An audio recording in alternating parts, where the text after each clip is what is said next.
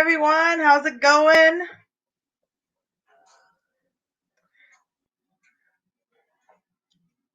All right. Brandon, why don't you do the introduction? You set up this interview with Alex and everything for us, so.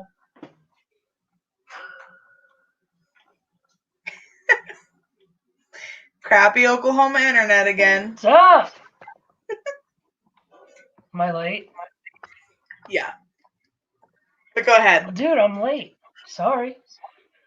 So, if you haven't heard, we're recovering from the ice storm down here. The awful horde ice storm. No, really, it really sucks. No jokes. No jokes. What's up, everybody in the comments? Dang. Brett, welcome, Brett. I haven't seen Brett ever roll up in here. It's good to see you, buddy. Hope you've been doing good. Interstellar Max, Kenny, Buckeye, Chino.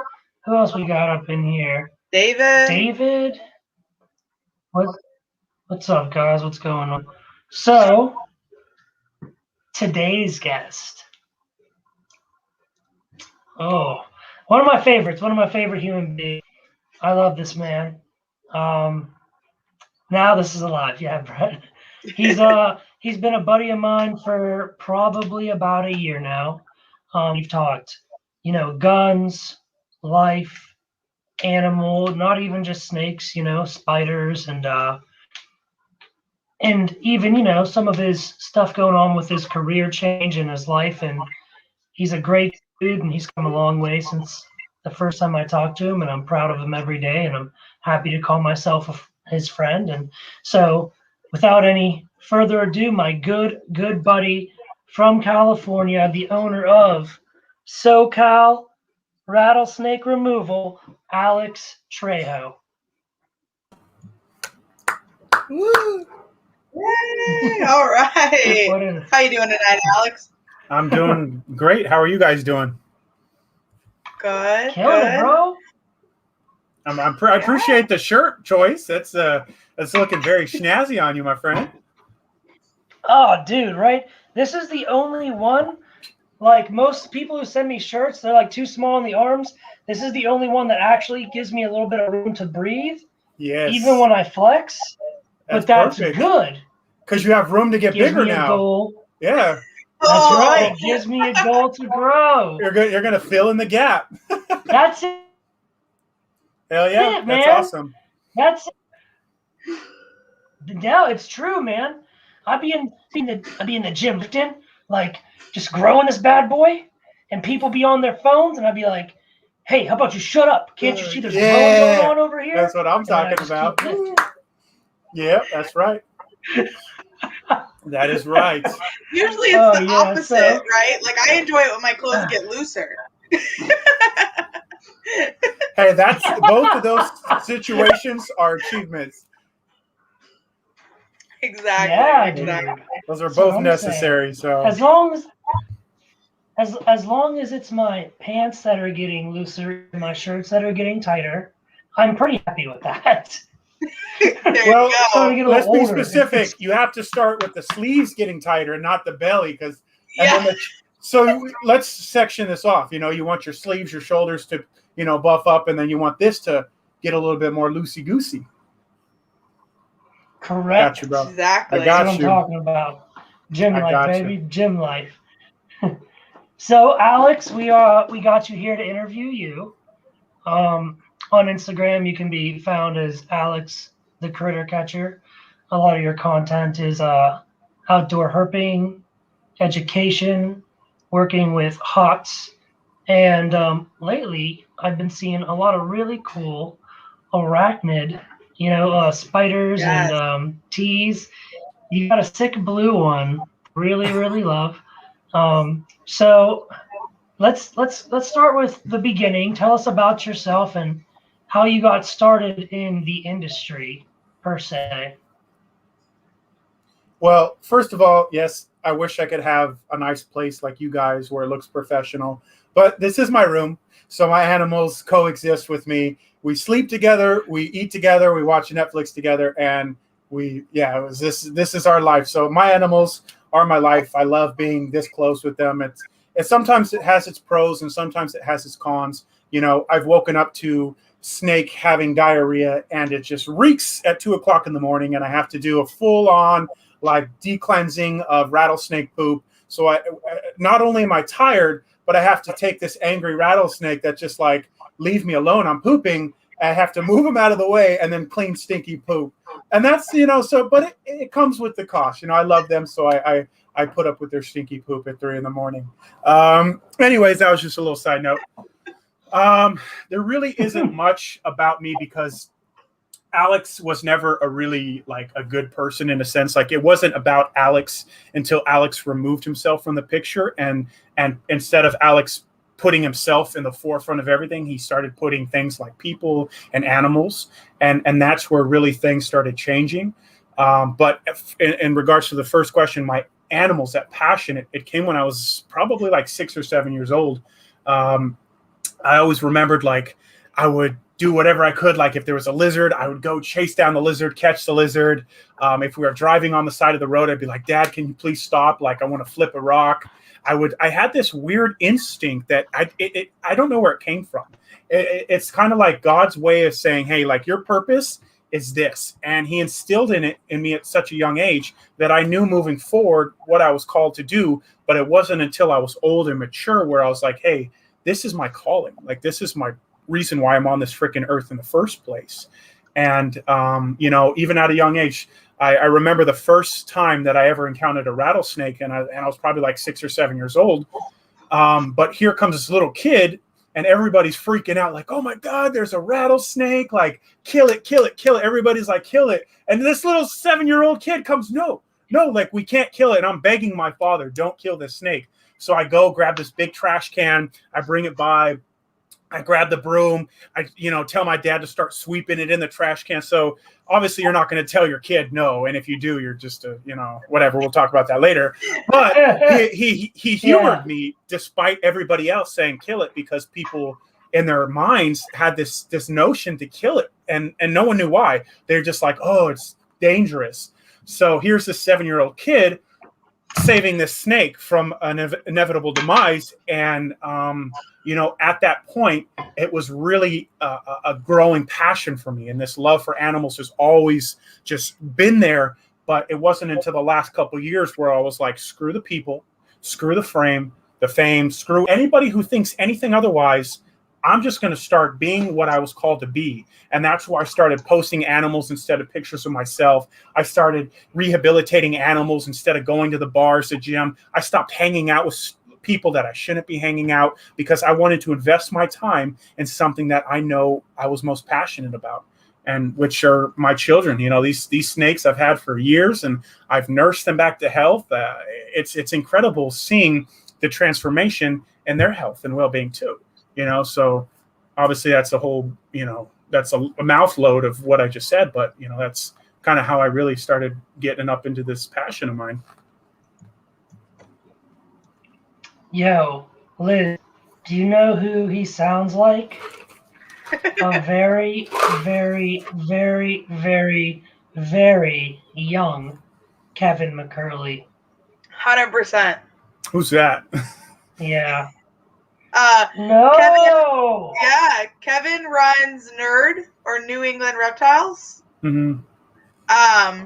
He's pretty much, I don't know, works with monitors is his big thing. He works with a lot of different monitors, but he works with all kinds of different reptiles. He's a huge voice and advocate.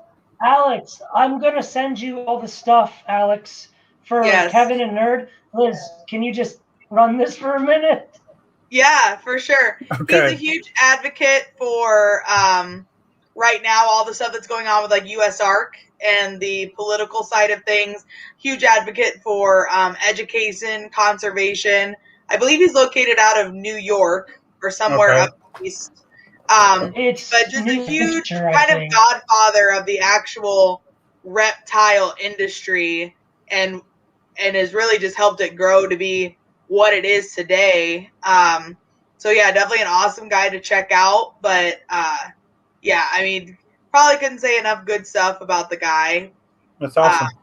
But yeah, just really, you know, he's probably been in the industry for 40 years and just has helped it grow to be what it is. You know, it was originally one of the guys that got a lot of, you know, original import animals over and kept them and has captive bred them and raised them to be, you know, kind of what they are. Like I said, his big thing is Asian water monitors, different species of monitors. They're you know, captive bred generations in, very friendly, very handleable, just does a lot of different stuff in the reptile industry. So definitely a cool guy to check out and just kind of follow. But yeah, definitely just kind of sound on the same path, just super passionate about what he does. So, you know, the story what you started out with is just awesome. So I know Brandon repped your shirt, you know, SoCal rattlesnake removal, but what is it? Like, what is your job? What do you do on a daily basis? So my biggest role in this place of work is education. And I stress that, and I literally put on my best effort to make that the reality, because so many people can just show up, remove a snake, get paid, call it a day. I'm not okay with that in my heart. I would literally feel like I'm burdened. I feel like this burden is on me to bring awareness, because these people who are calling me, they don't understand the snake. They either want to kill the snake or they're just deathly afraid of the snake. And my job is to target those psychological traits and start combating them with my passion, with my enthusiasm, and with knowledge and truth. And that's where people really start to see a different light, is because they've never seen somebody love a rattlesnake this much. And it freaks them out at first, because they're like, why do you love these snakes? And I'm just like, I can't explain to you why I love these snakes. It's just, other than my reason for being on this planet to love animals, it's like, I'm their voice. You know, I'm the reason why, you know, that these snakes are in jeopardy in the first place, is because there's such a forefront of ignorance, and so many people don't understand. So I'm out there going to jobs basically saying, hey, I'm going to search your property. And instead of killing these snakes, let me search your property for the next 4 hours. And I'm just going to get all these snakes off, and I'm going to move them somewhere where obviously they're less likely to show back up and get meet a shovel per se. So my goal is to save the snake, and then obviously bring education and some sort of revelation to the person. But it's also a safety measure too, because people do step on rattlesnakes. You know, they're ambush predators. So I'm providing a sense of protection and safety for them too. That is awesome. Yeah. Sure. Okay, I'm done. Sorry. I just bombarded him. Yeah, my phone's been evil morph god, with nerd, with like 20 pictures of Lilith, a couple of videos of Lilith. So Alex, Lilith is the only true leucistic king cobra that we know today, like pure white, blue eyes. There are other white cobras out there, but she's the only pure, all white, crystal blue-eyed cobras that we know of in the world right now. And then I just sent you a video of Kevin. He has a regular king cobra that he's had for over 20 years that he has so socialized, the cobra lets him lift up its lip. Like, bare hand, like, Kevin, brother, that man will forget more reptile knowledge than all three of us will ever learn in our lifetime. Straight up. I'm serious. There's the reason why they call him the evil morph god. He's next level real deal. Yeah. So he's an awesome dude. It's funny, I don't know any of these guys, and that's probably because my line of business, I'm not necessarily like in correlation with other breeders and people like that. I'm just like, where are the animals? What animal needs to be expressed in an enthusiastic way? How can I interact with the animal? How can I love on the animal? And I'm just going out there with, you know, a couple of my friends, they record it, and then I, you know, try to show that in an educational lens. And obviously, if I were in the lens of you guys, you know, like the aspect where I was dealing with other people constantly, like, you know, doing exchanges, this, that, and the third, then I, you know, probably would be more aware. But also at the same time, it's like, I've had a lot of issues with people because they glorify these people, and it's like no, you elevate the animals above all else. I was talking to you a little bit ago, Liz, and I was like, the animals need to be the forefront, not the people, not the logo, not Alex, not anybody. It needs to be the freaking animal. And if it's not the animal, then you and I are not on the same page, and that's where I really come into bat, where I'm like, yeah. And that's why you and Kevin will get along so well. One of his socialization techniques for building what he calls a thread of trust with his snakes is called the rise to heaven. Mm-hmm. So when he's handling a snake, right, his belief is snake lives in modes. So when it's in, like, say, fear mode, where it's getting anxious, all he does is he looks away from it, because eyes are triggering to snakes, as you know, and he lifts it up above his head to give it the high ground. And the snake now has the high ground and will tongue flicker, take in its surroundings, realize that Kevin is not a threat, calm down, and then Kevin slowly brings it back into eye level.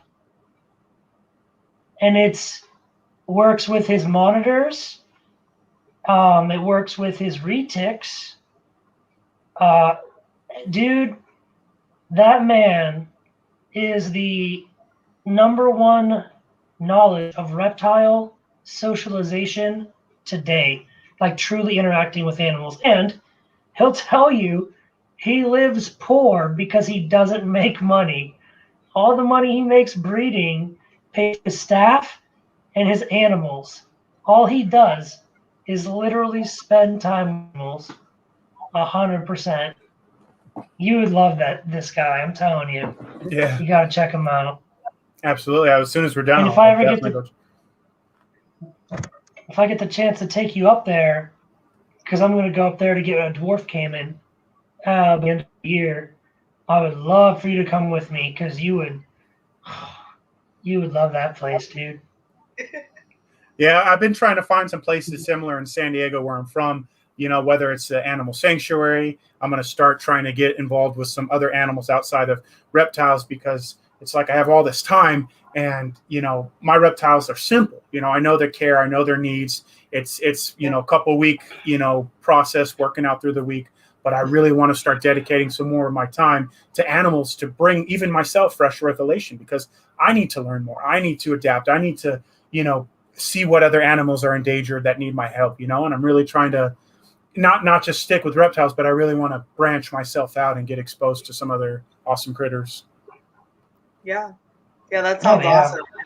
I think we were talking a little bit about that too, Alex, before we hopped on, that Brandon and I are kind of in that same boat, where as much as we love our reptiles and everything, it's really just a passion for animals in general, that we're trying to just to learn more about and bring more knowledge to other people as well.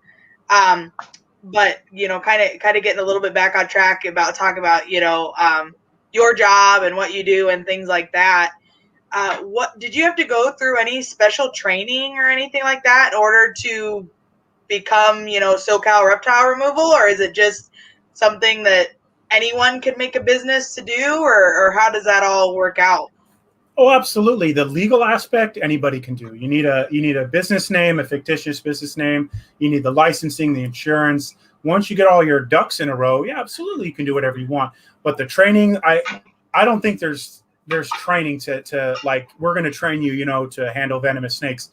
I really think that is something that is kind of bestowed on people at a young age. Like, hey, this is your passion. Like for me, it's always been animals, especially rattlesnakes. They've always been like one of the most important things for me is like, protecting them. So I think when I was young, just working my way up, working with gopher snakes, king snakes, understanding the behavior, understanding the structure, understanding the way they think and process, to eventually saying, hey, this is a rattlesnake. I'm going to see how the rattlesnake acts when I'm around it. And I would spend as much time as I could without putting too much stress on the animal to really see how it's going to respond to me. And then from that, I was able to say, okay, this is how the snake reacts when it gets startled. Okay, this is how the snake reacts after 10 minutes of being with it. It calms down. It doesn't feel me as a threat anymore. and the snake then allows me to come into a very close space. As long as I respect its space and I don't cross that line, the snake is okay with me being there up until a certain point. And so I think just by trial and error working with these snakes, I was able to learn what I know now. And now I really, like I have snakes that are almost like dogs. It's not a good thing because I can never lose that edge. I always have to be careful with them. You know what I mean? Because It's not like I'm holding an unloaded gun. I'm literally holding a gun that is fully loaded. And even if I am the most trained marksman in the world, if I accidentally lose my grip or my hand slips and that trigger goes off, it's a done deal. So I'm super cautious when it comes, because I'm no good to anybody if I'm maimed or crippled. Yeah, for sure. Yeah, not a situation where ignorance is bliss, right? True. Yeah. For sure. Absolutely. So actually, Brandon, this would probably be a great place to throw in.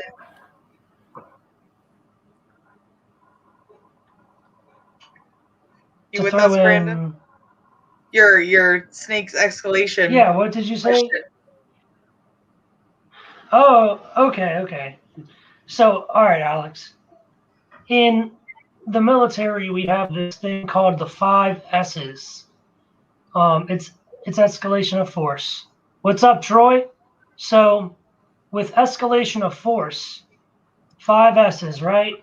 So if I'm in combat and someone starts walking up to me, first S is I shout, hey, stop. Then the second S is I show. So I take my rifle, I pick it up, and I point it at them, right? And if they get close enough to where, like, I'm yelling, I show them my gun, and they're too close, I'll take a couple steps forward and thump them in the chest with my muzzle and push them back. That's shove. Shout, show, shove. And if they keep coming, I'll shoot a wound, and then I'll shoot to kill, right? So that's my escalation of force, starting at the lowest, like, stop, here's my gun, I'm going to muzzle thump you in the throat or the chest, I'll shoot you in the leg, I'm going to shoot you in the head. So with snakes, where you just shoot them in the leg or the head. Just kidding, guys. But with snakes, right, now it's species specific, obviously. But from my understanding of most venomous species, the wet bite, where they actually inject, is their shoot to kill. Usually they have escalations where they can hood up to seem larger than they are, rattle, some musk, that nasty ass smell that makes you want to throw up, right? There's like what I call the false or the short strike, where they strike at you, but they don't like intend to bite. There's the dry bite, where they can tag you but not inject. And then there's the wet bite, where they tag you and inject. So with escalation of force for you, let's say when you're on the job, are there any techniques you use for, let's say, to de-escalate that snake or that situation to make it safer for you, the animal, and the person that like lives in that house? Yeah, that's actually a really good question. It'd be hard to give you 100% answer, because when I'm on somebody's property, I don't have the same ability to work with the snake as I normally would to create a less stressful environment. So my job is, if the snake is going under one of the property owner's homes, I don't have the time to try to work with the snake. I have to grab the snake as fast as I can. One, to avoid the snake going under the house and then potentially staying there, finding residence there, and then eventually biting either one of the animals or somebody who walks out. So my job is to get that snake as fast as I can. Now my techniques are, if I know I'm going to do a quick grab, I have a specific set of tongs that are fully coated in rubber and they're angled. So basically what it does is, as soon as I grab the snake, it's going to be the most effective tool in catching the snake without causing pain, because some tongs are just like straight pieces of metal. And that's all they are. This tongue has a rigid curve, so basically the snake will fit nice and snug, and then the rubber coating it so it creates a soft surface so the snake, its bones aren't being bashed around. Because I've had to crawl under homes, and the snake would be there, and then it would start climbing up in the rafters. And obviously, if you're under a raised foundation, there's only 3 feet of space, and I'm on my back or on my stomach trying to work with this snake, and it's just it's really hard, and it can be scary at times. But that is a separated issue or a separated scenario. If I'm actually on the field and I see a rattlesnake, man, I just then I'm able to kind of get more personal with the snake. So as soon as I see a rattlesnake, I do it as best as I can to seem less intimidating.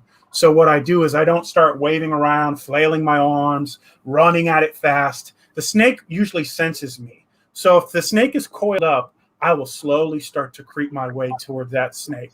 And then eventually, once I get to a certain amount, I'll actually lower my body posture a little bit more to the ground, and I will just sit there. I will sit there and allow the snake just to sense me and figure out what the hell I am. Some cases, the snake just chill. He's like, I don't like this guy, so he starts slithering away. Other cases, the snake starts acting a little bit more defensive because they're not aggressive. They're not trying to kill you. They're a defensive response animal. So everything they do is out of, I think you're going to kill me, so therefore I'm responding this way. Mm-hmm. So after the snake starts rearing up, then I just allow the snake, I'll use my hook. The snake will start peering off. I grab it from the underneath. I'll bring it back. And eventually the snake stops rattling. So now the snake is like, hey, you aren't my threat. You aren't going to eat me. I just want to be left alone at that point. And then at that point, once you've kind of established that nonverbal communication with the snake, now you're able to approach it and, you pick up the tail, you underhook it with your hook, or you're able to kind of allow the snake to slither over your hands in a sense of your hands are recreating the surface. So you don't want to make the snake feel like you're moving it or forcing it with your hands. They don't like that at all. You want the snake actually to move through your body as if it were part of the earth, because that's where the snake feels most comfortable. So, I mean, those are just things that I do personally to kind of deactivate a defensive snake to get them a little bit more chilled out. Damn, that's pretty dope, dude. That you think, I like the way your mind works, the way you think about things. Yeah. Like, people don't see the animal for what it is. A lot of the time, they see the animal and they're like, how do I get this animal to act the way I want it to act? Well, if you think about, if you really think about it, it's not even acting how I want the snake to act. All I'm trying to do is create an environment for the snake where it's less stressful. Any interaction with people, we cannot think these animals are, in a sense, the same aspect as a friend. Like you and I are friends, guys, right? Like we can call each other, hey, bro, I got your back. Like somebody, came and did you dirty, so I'm going to go beat them up for you. These snakes don't have that sense of relationship. Yeah. So the best we can do is recreate their most comfortable environment, which is basically a predator-free. So there's no predators roaming about. There's just prey. There's heat. There's temps. The snake is happy. And that's where a lot of people get confused is when my snakes are calm and docile, it's not because I'm their friend, but it's because they get heat during their heat times of day. They get shelter whenever they want shelter. They can choose and go. There's no predators. They've already seen me moving up and going. So the snakes, I've already established that I'm not out to harm them. So they've accepted that this big blob of heat in their area is not going to hurt them. And then they get food.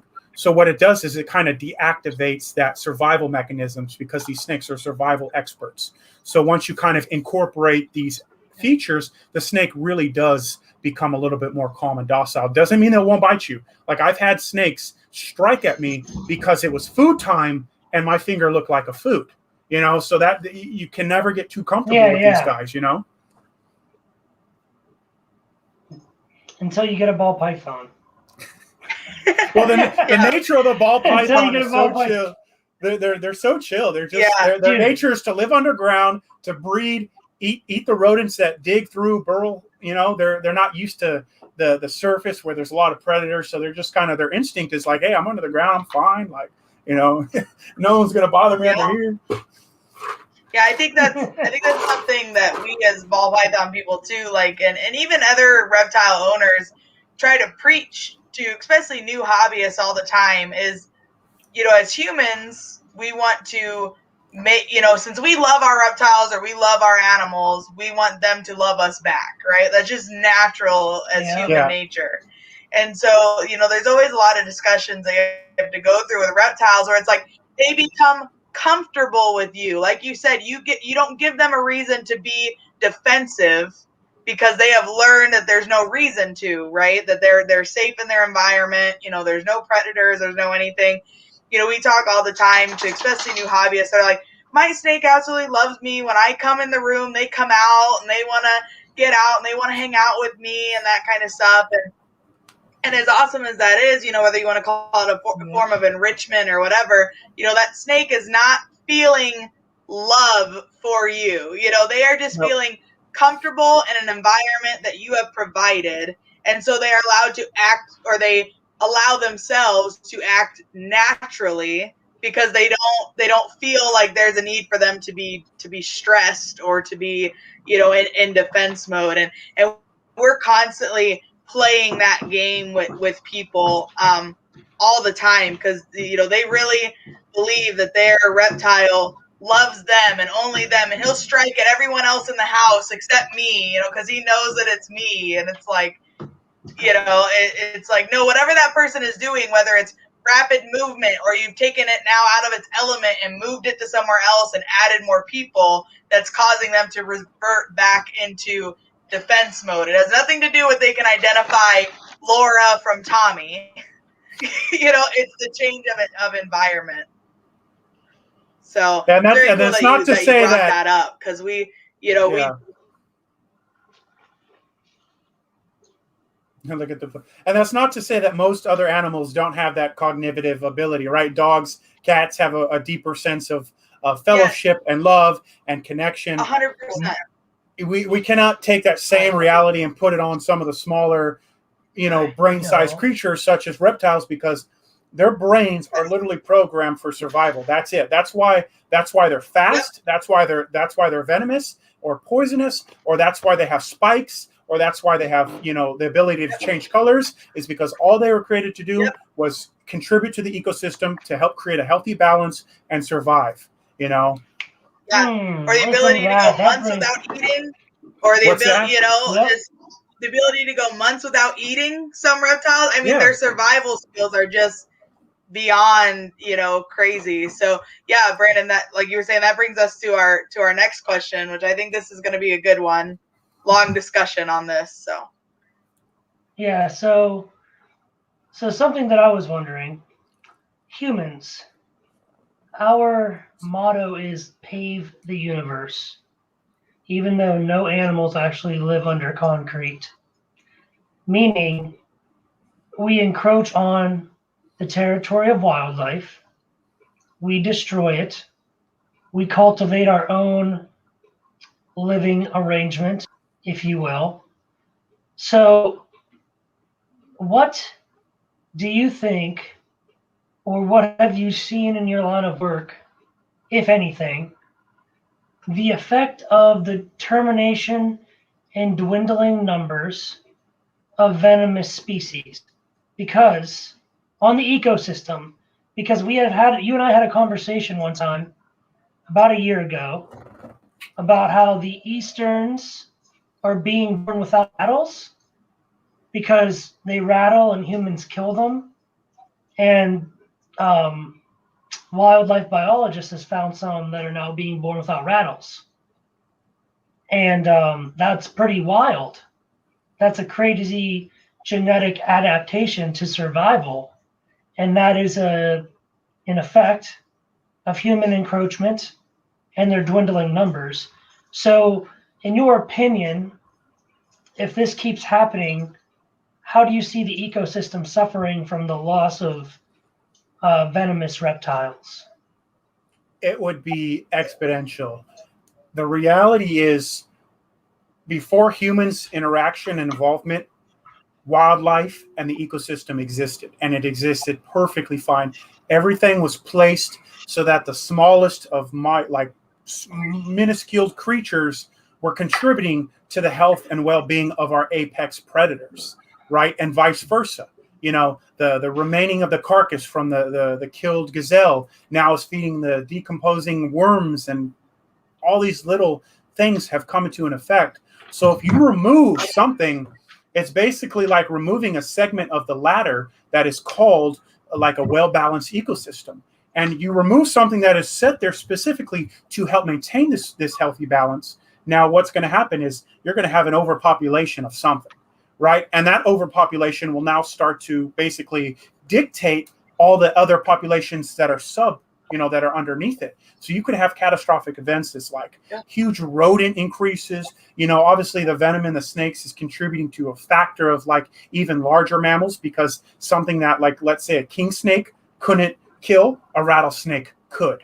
Reason being is because a rattlesnake has a venom that is so deadly that it literally is stopping prey within a matter of seconds, right? So these effects would be catastrophic, not right away, of course. So these are things that, just like anything, the only thing that happens right away is an explosion, a bomb. Like, that's the only thing that you're going to be like, oh crap, that was bad, But these things are slow-term effect. So the more and more snakes that you start to kill, the more and more creatures that have such a detrimental role in their ecosystem, you are going to start seeing that vastly majority of things changing in the future. And then you're going to see adaptations, right? Because now that there's no creature, with venom, other creatures are going to start evolving that are going to become more lethal and becoming more like an unnecessary predator when they were supposed to be harmless guinea pigs, and now they're mutant Tasmanian devils that are just superhumans because they don't, or super mutants because there's no rattlesnakes to take care of them, and that's obviously an extreme, but these are the realities of taking a predator and removing it, So, I mean, thank God that there's so many animals that really help recreate this, not just rattlesnakes, but there's other toxic and venomous animals that help in this. But, if that were the case, rattlesnakes, you can't get rid of them. If you did, our whole ecosystem would change drastically. Oh, yeah. The rodents next to insects are the second highest vector carriers for diseases, because a rodent's genetic makeup is very, like, coming from a genetic science perspective. If you look at a lot of mammals, it's like a very nice, neat, dotted yellow line, and rodents are just like, right? So it's in this midst of genetic chaos. Lots of sleeper diseases can creep, right? And rodents also are made to survive, man. So they spread disease like crazy. Have you ever heard the theory on the hand sanitizer that you kill 99% of the germs, but that one germ that remains just basically adapts and becomes more deadly than the rest? There's such an underlying issue that people don't understand. Yeah. You think you're dealing with a bigger issue here, but you're not, because the way the world works is it is so sensitive to adaptation. The smallest, not changes, but it's like a unnatural change, human involvement will crush everything. And that's why our world is going to crap. That's why animals are going extinct at a rapid number. That's scary. In the next 30 years, we're going to have over 1 million extinct species that are bountiful.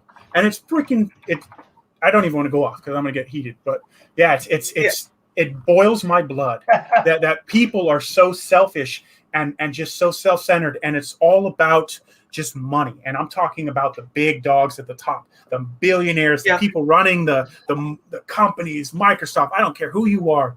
They are going to ruin a whole forest to plant a stupid Amazon warehouse because they want to be able to ship to those people over there, because now they're going to get paid. So screw that and screw that. Yeah, man. That's, I get where you're coming from. That's actually something we learned in the Army, right off, something they taught us in basic training right off the rip. It was always try to wash your hands with soap and water. Try not to use hand sanitizer, because the germs and bacteria will adapt to that over time. Absolutely. Only use hand sanitizer when you have to. Yeah. Only when you have to. Yep. We only used it to start fires. That's it. Yeah. Just burn shit with it, dude. Yeah. Yeah. Oh man. Okay. So yeah, now that being said, to touch on your job real quick one last time, let's say I was one of those fucking Karens who lived in rich white suburbia with the blue collar husband, stay at home moms. You feel me? So, and then all of a sudden, just kidding. I see this Atrox just chilling on my back patio. Instinctively, I'm going to want to kill it. But what should I do? What are the steps that Karen should take in that situation where she sees an Atrox just chilling on her back patio? So you caught me off guard when you said Karen. I thought it was going to lead up to like she's blaming everybody else for the rattlesnake being there. So I didn't know Karen was going to have a sense of reasonable mindset. She's like, oh, what should I do? So that would have changed my whole response to that. But if I was Karen, yeah, I was Karen. You're a good Karen. The hottest. I would be the hottest Karen that ever lived. First off, but yeah, no. So you're average like man or woman who lives in their house that know nothing about reptiles see this venomous danger noodle out on their back patio. Instead of killing it, what actions should they take? Now let me ask you: are they going to try to mess with themselves, or are they going to call somebody? Because the most important thing is if my goal is to provide safety, and I'm not doing my job if I'm encouraging people to have any interaction. Like I'm supposed to be the trustworthy guy who knows how to track the snake down, to look in every crevice and hole or potential area where the snake could be, find that snake and get it off the property to prevent anybody from getting bit. So it's hard to say because in my line of business, I'm just like, you know what? Get the kids, get the dogs, get the pets, get everybody out of the house or wherever it's at, get away from it. If you want to look at it from, the safety of your house, be my guest. Do not get close to it. Do not overstep that boundary. Do not get anywhere near that snake, because if it's like I can't expect people to have that understanding of like, oh, if the snake does this, therefore I can do that. It's like I would never put that on anybody, because that's kind of have to be crazy to do what I do in a sense.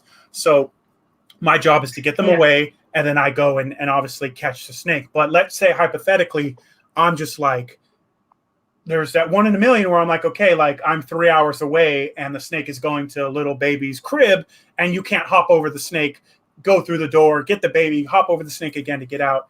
It would be something along the lines of like, look for the longest object that would be anywhere from like 6 feet away from your body as you can, or get a large rug or carpet. And basically, if the snake is going somewhere where it shouldn't be, you need to put that object in front of the snake, try to get the snake to go away from that area, obviously create a barrier. And this is just like the 1 in a million time scenario, because most people aren't faced with this, then said, hey, go grab your broom immediately, put the broom, start getting the snake out of the way. But again, it's such a iffy road, an iffy subject, because it's like, well, what if they get bit? Well, God knows, what if they tripped and fell and got bit and then blamed me? Like, oh, I was doing what you said, but I'm not going to tell you I tripped, but I'm doing what you said. There's a lot of gray area. So I'm just like, hey, keep an eye on it from a distance if you want. I'll be there. I'll track the snake down. I'll get it for you guys. That way you can have a peace of mind and the snake doesn't get killed. So it's tough, because again, it's like, can you teach somebody how to be a good Marine? Like, can you just teach them over the phone? I mean, hell no. You can't. And can you teach somebody how to try to prevent a snake from doing something it shouldn't? Probably not. It's like, that's a good analogy. Yeah. Well, I think it's that way with any animals. I mean, I'm really big in the horse industry. Like, I can't just talk someone over the phone how to ride a horse or break a horse. Or how to, break a horse out, or, I used to help work with police force dogs. Like, it takes aggressive training to be able to control those animals in the way that, they need to be able to be worked with so that someone doesn't end up getting hurt. I mean, you point in the wrong direction or say the wrong word, or that dog's on on it. So yeah, definitely. So you just say the best case scenario is just distance yourself from it as most as you can, leave it be, call someone who yourself or another well trusted expert, or if you want to go that far, and have them come in and get the animal out of that situation safely.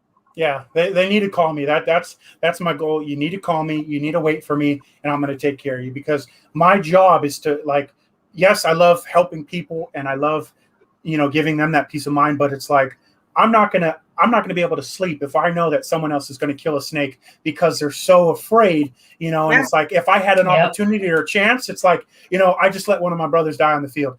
That's what it's like for me, of letting a snake die. If I cannot persuade somebody to say, hey, you need to let me come and save this snake. It is literally like, I need to do this. And I don't care if you're going to say no, I'm going to show up anyways. Like, that is my goal, is to make sure that this snake is not going to get killed.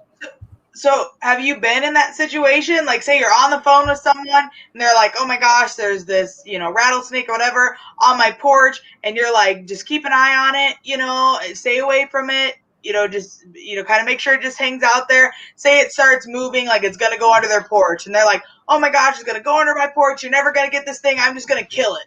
Like, have you ever had to talk someone down off a situation like that? Thankfully, no, because I tell them, hey, if you get close, there's a chance you could bit. And if you get bit, that's 2 weeks to a month in the hospital with $100,000 fee. So I'm like, if you want that, be my guest. But if you want safety, if you want me to risk my life, let me wait. I did have one situation where I was about 2 hours away, and I told her literally, I'll be there as fast as I can. She called the fire department. I said, do not call the fire department. They will kill the snake. And they killed the snake. And I was on the phone with her when the fire department showed up. And she's like, no, they won't kill it. I'm like, ma'am, they're going to kill the snake. She's like, sir, while on the phone with me, sir, what do you guys have to do with the snake? Oh, sorry, ma'am. We're forced to kill the snake. And I'm just like, you bastards. It's like, they're just, again, they're teaching fear. It's like the bullshit media. I'm sorry for my French. I don't like to cuss, but it's like, they're like instilling fear. Like, you're allowed to cuss here. It's okay. It's like, this snake is so dangerous, we have to kill it, ma'am, because we're the fire department and we're for safety and we have to protect you. So we have to. And this poor lady's like, oh my God, like, oh, this poor snake, the snake's gonna kill me. So these men, it's like, shut up, and that's the fear, that's the ignorance I fight every day, is because these people think that they have to kill the snake, and it's just mind blowing and it frustrates me. But I try my best to approach them, and again, with that passion of like, I'll do whatever I need to, and here's why. I've had a couple people decide that they're not going to kill the snake. They'll just call me, and I'll drive 2-3 hours for free, because I would rather them make that life decision choice of no longer killing snake at the expense of my 3-4 hours of work or whatever I have to do. Oh, hell yeah, for sure. Just kind of going back to education is the key for any animal, just understanding and education, and showing these animals in a good light, right? Instead of a negative way. Yeah, absolutely. Let me shut the lights up real quick. It looks a lot better. Oh, those lights! Look at that. Yeah, I know, but it's a lot more vibrant. So I made this. Yes. It's a floating bed. I'm gonna paint it black. But what it is, it's you hide the base underneath this top frame, so that way it literally looks like it's floating. Because like if you see here, I have all this space and you can't see anything. So right. That's not flush on the ground. That's actually raised up. Right. That's sweet. That's pretty dope, dude. Damn it. See, that's that California rave shit. Liz, your hair would be popping in that room right now. There we go. Hell yeah, boy. All right, so definitely. Alex, then what are your okay. So now let's move away a little bit from going, trapping, saving, and re-releasing, and move into more of the private sector. So what are your thoughts on people keeping hots, and I'm talking not qualified zookeepers by any means. I'm talking your private keepers. Do you think people should have to go through training at a herpetological society, or how do you think free handling, which I don't really, to be honest, I don't like that term. I would just call it handling. It is a coined term now. Free handling venomous species affects people in your private sector of keeping. What are your thoughts on that? The qualification of private sector and the free handling effect. So, yeah, that's a can of worms, free handling, and I'll address that to the best of my ability. But I'll address your first point. Okay. So the biggest issue I have with people is, what is your motive? Now, if you're going to take a beautiful species like a rattlesnake out of its natural habitat to stick it in a cage for your own self-satisfaction, like, what if your motive is not for the well-being of that snake? Then yes, keep the snake, enjoy it. I mean, at the end of the day, if you're going to give it a nice hotel, I'm not going to hate against you. But if your motive is to take this snake and use it as an example to educate people, like I said, I use Gilbert as one of my main tools of education for people who have this notion that rattlesnakes are Satan, they're of the devil. And I show them Gilbert and I lift him up and they're like, he's not rattling his tail. He's not striking at you. He's not appearing any way threatened or defensive in any manner. He literally is, he's acting like my ball python. How is that? Well, that's because everything you've believed before about the snake is a freaking lie, and it needs to go straight to the trash can, right? So that is my biggest issue, is people are just hoarding snakes because they look cool. And honestly, I'm just different. I'm a different breed. I'm not about that. I don't want to keep something from existing the way it should have been for my own selfish gain. I want to broadcast them just like Steve Irwin did. I want to buy wilderness areas. I want to expand my rooms and my walls and my cages to recreate these areas so people can come. And my thing is, I don't care about the animal, the snake people. They love snakes. They're not going to kill the snake. So screw what they say. My goal is the non-snake people, the non-spider people, the non-animal people who are like, kill it on sight. Those are the people I'm reaching. So Gilbert now becomes an effect because I'm able to show them, this is Gilbert, and he's my pet goldfish / rattlesnake, and he's a sweetheart, you know? And that's where the big difference is from me and a lot of people, because a lot of people are like, look what I got, bro. Like, I'm just like, dude, like, cool. Like, are you using it to promote the animal? Are you using it to promote wellness? No.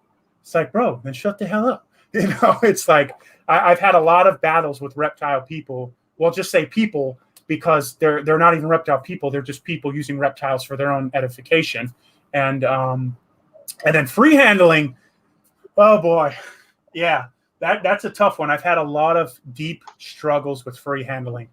And what it comes down to is, I'm probably one out of the billion people, out of, the 7 billion people. I'm a handful of people that loves these animals with everything I have. And I'm not going to just be the man who says it. You guys, when people bash me, I say, talk to my followers, get validation from them, see what they have to say, because my love for animals pours out of my skin. It's just something I can't shut up about. If you sewed my mouth shut, I'm a hum animal conservation. If you take my vocal cord out, I'm going to start doing sign language of animal conservation. If you chop off all my limbs, I'm going to think of good, positive animal thoughts. Like, I'm just like going down the list of what I can do. And that's the reality. So my love drives me close to these animals. Now, I have to approach it with caution, because I don't want people imitating my behaviors, because at a lot of times people are doing it for the clout and the fame. Like, oh, bro, let me get 1,000 likes because I'm holding this diamondback. I'm like, dude, shut the hell up. Like, who cares? If one person saw a video of me holding a rattlesnake and they're like, wow, you know what, Alex? And I've had this happen. I'm not going to kill rattlesnakes anymore because I'm seeing how you're able to interact with them, work with them. And they're not what I thought they were. And I'm like, thank you, because they're not. So my passion has caused me to get up close and personal to show a side of the rattlesnakes that photographers can't capture, that narrators can't capture, that videos can't capture. There's a group of people that are so hard-hearted that they can only see someone holding a freaking rattlesnake for them to finally get the damn hint that they're not dangerous, or they're not, I'm sorry, not dangerous, but they're not killers. They're not out to get you, because they are dangerous. You know, it's like, eventually I may get bit, and I'm perfectly fine, because my work is not going to stop from a bite. I'm going to keep going, you know? So if I get bit, I'm just going to heal up, and I'm going to keep moving forward. And it's the consequences, and I accept that reality, because I'm playing, you know, I'm literally in the frying pan. I'm in the lion's den. I'm going to get bit. I'm going to get burned. I don't care. I'm going to keep moving forward, because if I don't do it, who else will? And I can't trust somebody else to fill these footsteps, you know? So again, I would never encourage anybody to do this, you know, to free handle or work with a rattlesnake, and especially the people who want to use it for their fame and edifications. You know, you can go fuck yourselves. Sorry, I don't cuss, but that's how passionate I am, because I do not believe that it's about me. I want the animals to be the ones who get the attention. I want the animals to be the one who get the glory, not me. You know, so if someone wants to say, hey, Alex, I love these animals, I see what you do, I want you to teach me, you know, if that kid's motives are pure, I'm like, hey, you know, I'll take you under my wing. I'll show you everything I know. And at that point, if you still want to make a decision that you're ready to become a warrior for these snakes and stand in the gap for them, then by all means, I'm not going to stop you. I'll teach you everything I know. But I'm definitely going to do like a weeding out of people who say that, you know, but they're just empty promises. They're just a raining cloud blowing over the desert. You know, it's just emptiness, you know. So, and I could keep going and going, but I just, so. Yeah, there's one part of that, or a couple parts, but the word that I think sticks out to me so much is warrior. A warrior for these animals, you know, someone that can fight for them because they can't fight for themselves, you know. So I think that's amazing. And even though, and I know Brandon feels the same way, you know, we're both breeders. There is nothing better, you know, even though we're breeders, you know, we breed these animals, we sell them. To me, there's nothing better than having these animals at a show, go and having, you know, sorry, Alex, you're going to read that? You need to read that. But having a kid come up to the table and, you know, say mom is terrified or sister is terrified of snakes. You know, they don't want anything to do with them. And by the end of our conversation, getting the snake out, showing them that you can handle it, that they aren't going to bite, that they're, you know, and then having a person who is terrified turn around and start asking questions and starting to consider of, you know, either maybe owning one of these pets someday for their own enjoyment, or just seeing the complete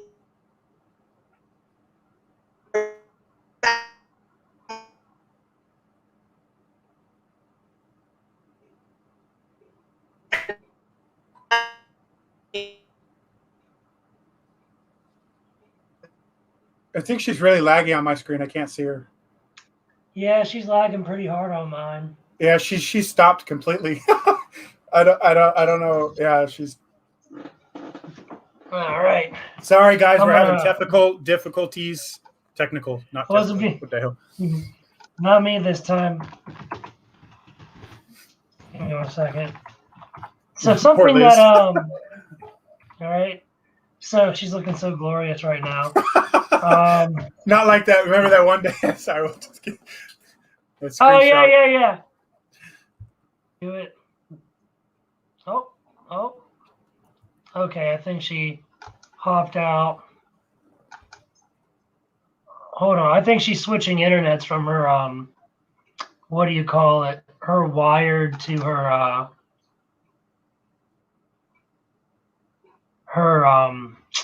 hotspot or whatever.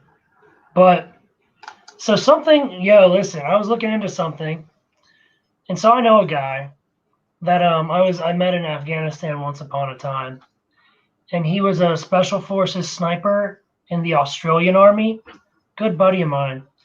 And what he does now is he's in Africa taking down the poachers. And I got a pretty smoking hot girlfriend named Ashley who would absolutely hold down these animals while I took my AR and some of my equipment over to Africa and spent a year over there taking down poachers. And a buddy. Don't forget the buddy. Yeah, boy.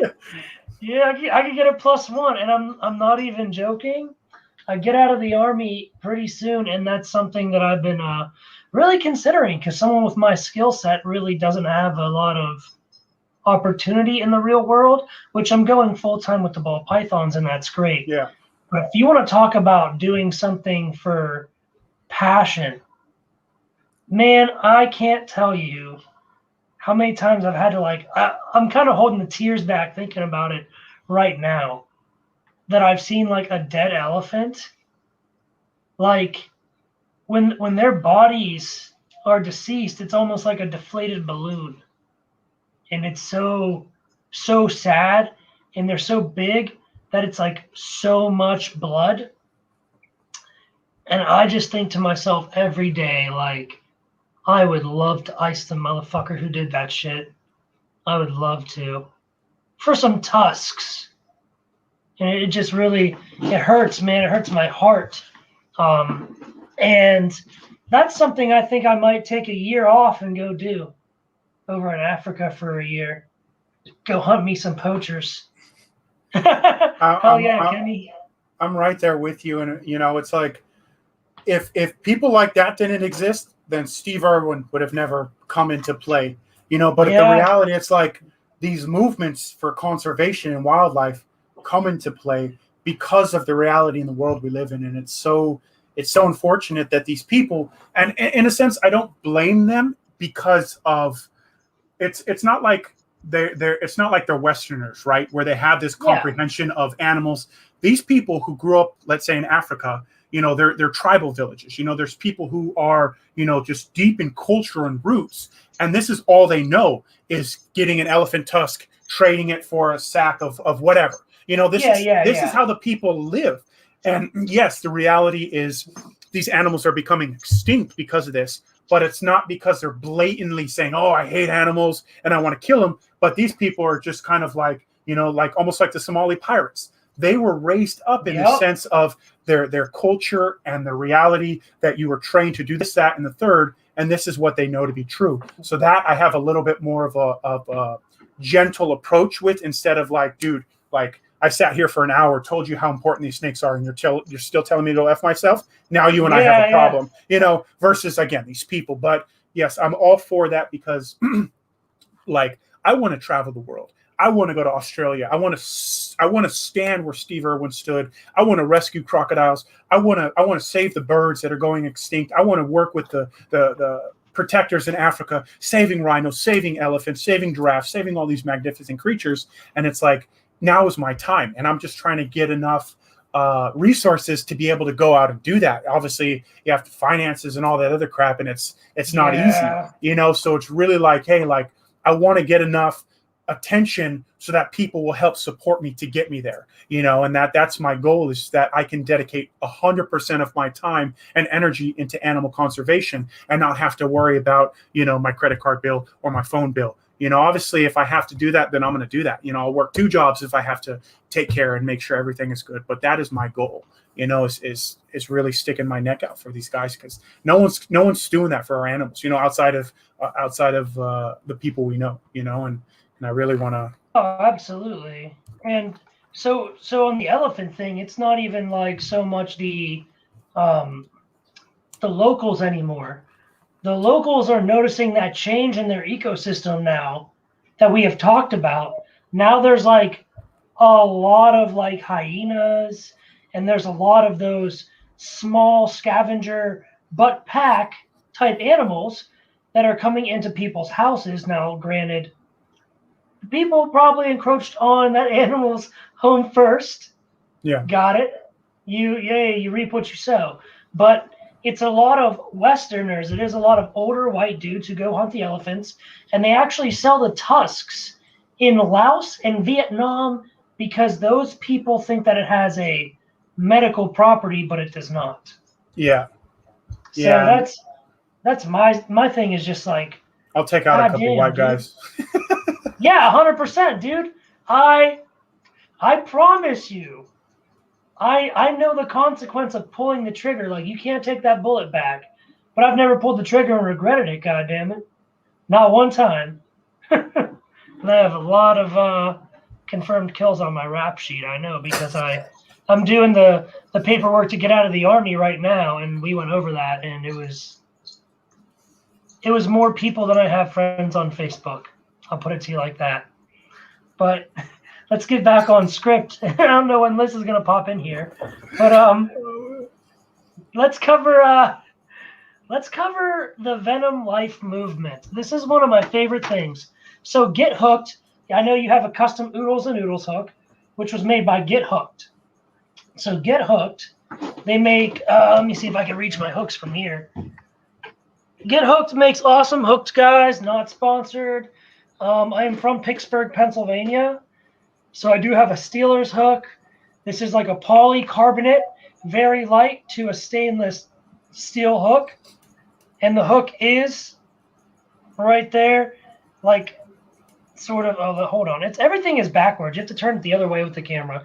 So This is smoothed down, so the scoop on the animal won't hurt it.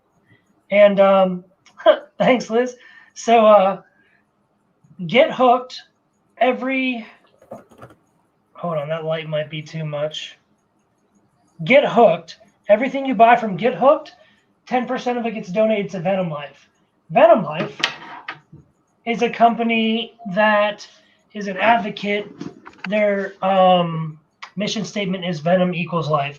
So there are certain venoms in certain animals, like for example, hemotoxin.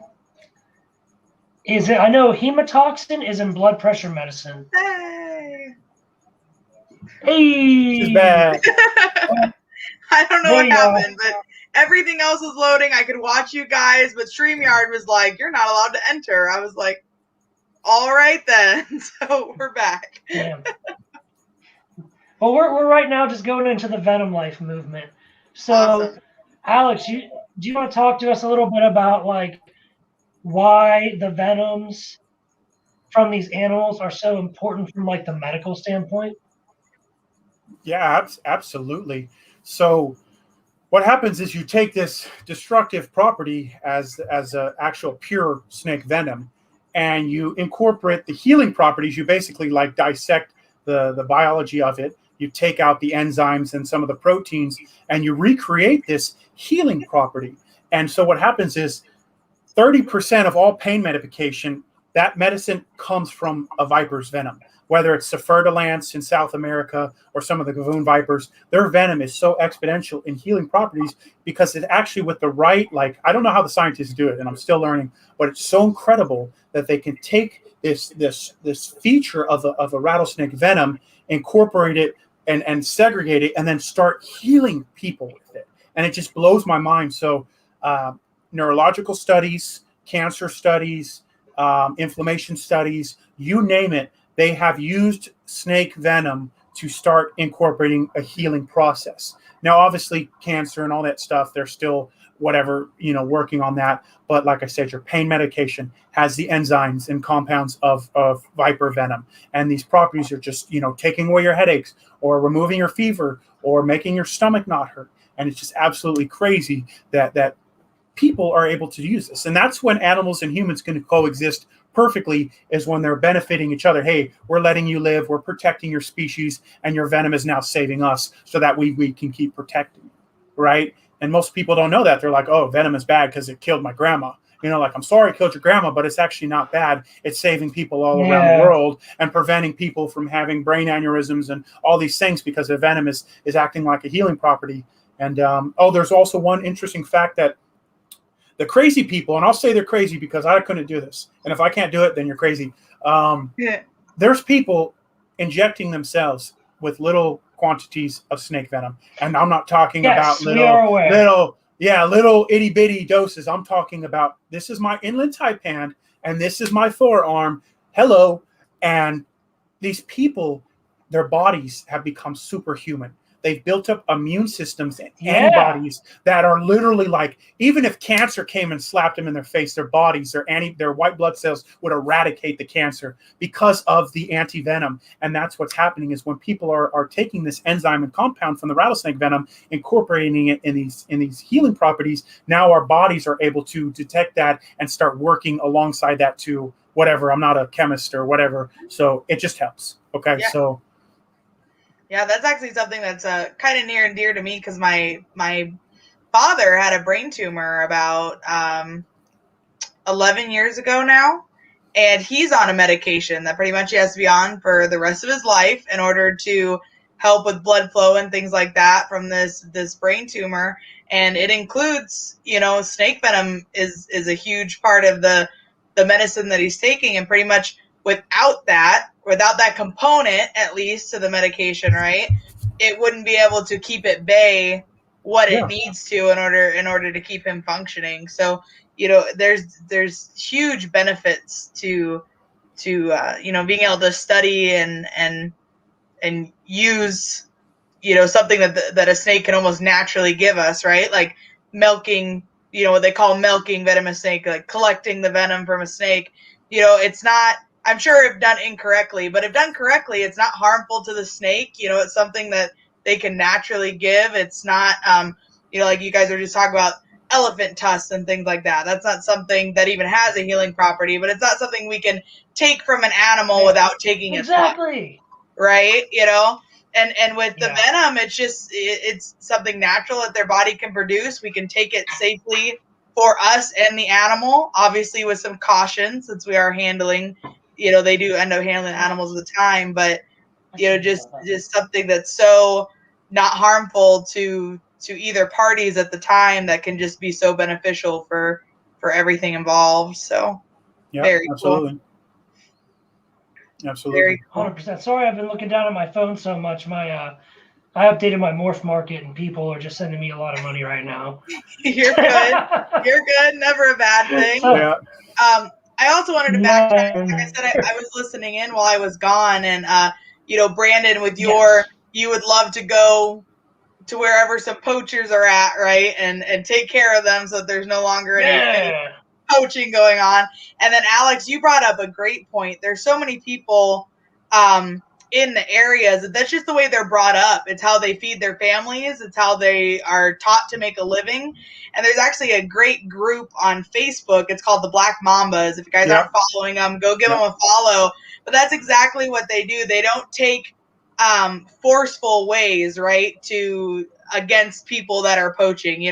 Obviously they take down snares and things like that as they find them, but their main goal is to educate the people who are poaching, not only on the animals, but giving them education on something else that they can use as a trait or a skill to help feed their families and to help make money and to help benefit the community. And I think that's just an awesome way to go about it, because we can spew, I guess, violence and hate as much as we want, but until we're willing to actually give a solution to the problem, there's always going to be someone to replace that next person, right? There's always going to be a next one in line. So until we can create an understanding and educate people about why you shouldn't be doing what you're doing, or there's a better way to do it or a different way, you're just going to keep refeeding the cycle, for sure. A great example for a lot of the ball python people in here that'll understand is say like buying any kind of pet, really, whether it be a dog from a puppy mill or a reptile from a pet store that's not being well taken care of. So many people are like, I rescued this animal because I adopted it or I purchased it, but really it's just going to be replaced with the next one in line, right? The pet store doesn't care. They're just going to get or the puppy mill doesn't care. They're just going to get a new puppy or new baby animal to replace that one with. So until, you stop supporting or stop funding those types of things, the cycle never breaks, right? It just continues to continue on. And that's part of the reason why we're in such a detrimental generation. It's because the reason why you're not going to see like-minded people like Steve Irwin rising up is because you have these multi-billion-dollar companies and facets setting an example, right? Yeah. Like, hey, this is what you should do. You should mass trade animals, stick them in a cage, do it for this, that, and the third. And all they're doing is like, oh, this is how you love animals. It's like, no, and it's like the true love for animals is it really boils down to, are they content? Are they taken care of? Are all their needs met?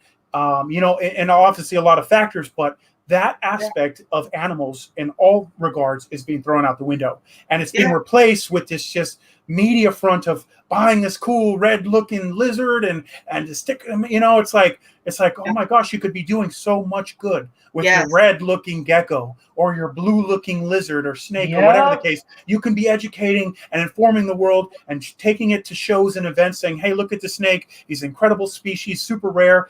I love him and he's a great, whatever. And it just, it breaks my heart to sit back and watch. And that's part of the reason why I try so hard to make an informational impact, an educational impact, is because I see enough of the bullshit. I see enough of the lies and just the upfronts and the money. It's like, screw that. Like, I don't care if I'm stuck wearing the same trousers for the rest of my life. I want to take that money and, like Severin said, put it back into conservation. Buy wildlife areas, rehabilitate animals in those areas. If Asia wants to eradicate their animal population, I can't control that. But I'm going to take some of their animals and start, saving them from the brink of extinction because they want to, use them for medicinal purposes. And that's the battle we face. Yeah, for sure. And that brings up a great point. We focus a lot on education. This last year, it's been really difficult with the whole COVID and everything, and everything just kind of being shut down. But, our main species that we keep is ball pythons, but we do have, we have a bearded dragon, and we've got an Asian water monitor, and we've got a couple larger species of snakes as well. And we usually go around to the schools and show the kids, and we take them to shows, and, we do all these things. And one of, our biggest issues is, I think we deal, especially, we obviously come to the forefront of a lot of the pet industry part of this, right? And so many people buy this really cute Asian water monitor that's this big. When this they buy guy, they don't realize that this animal is going to get to be 100 and 150 pounds. And then what do you do with it? My Asian water monitor we're currently building a cage for him that's a 1,500-gallon pond and an 8x12 room. Most people don't have a bedroom to dedicate to one animal in their house, and so then you end up with these, they're super cute when they're small. They get to be 2 or 3 feet long. The people don't want to deal with the time and the maintenance and the space that they take up. And now we have these animals that people are either letting go, a great example like in Florida, or just, trying to get rid of.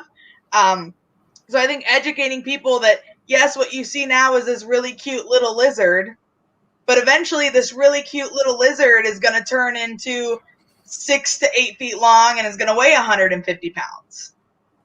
And same thing with a lot of our snake species that we work with, Burms, retics, they start out really these tiny little few feet long, but they get to be, to get huge. And not only that, you have, even though these animals are, in our case, usually extremely friendly and things like that, it's still a big bodied animal. You still have to know how to handle and deal with an animal of that size and that caliber. And we get people around here that sell Burmese python babies as ball pythons when they're hatchlings, and people don't know any better. It's a $50 animal. Their kid wants it, they buy it. Take it home, stick it in the tank, put a light on it, you're good to go. I've had people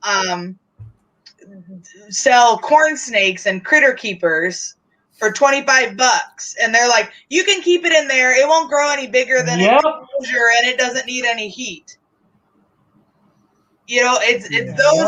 It's those people that leave a bad name, number one, on all reptile industry, but it's those types of people too that we try to reach the same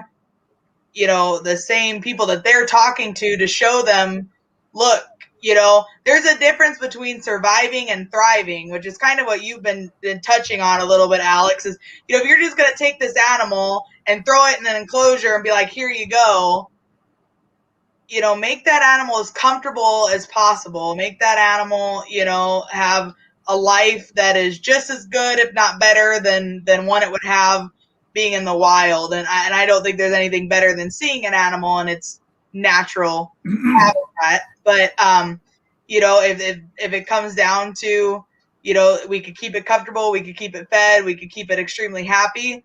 But they are very hardy animals. It's unfortunate. I see a lot of reptiles that are definitely, just hanging in there because they're so hardy. If that was any other animal, it probably wouldn't have survived under the care. And I think it's important to show people that there's more that goes into these animals, and a lot of people want to let you know. Like, there's so many people like, oh, they're so easy to care for. You change their water once a week and feed them once a month, and they're good to go. And not saying that they're super difficult, but there's more that goes into it than just ignore it and pay attention to it twice a month. Yeah. It's sad. I have a lot of issues with a lot of reptile people because of their lack of care for the animal. And, it's really destroying the very thing that so many people love, because, again, if you take something, you mass produce it, you take the sincerity and the authenticity away because you've just basically made $1 million of one thing, and now you're able to sell them for $10 a pop.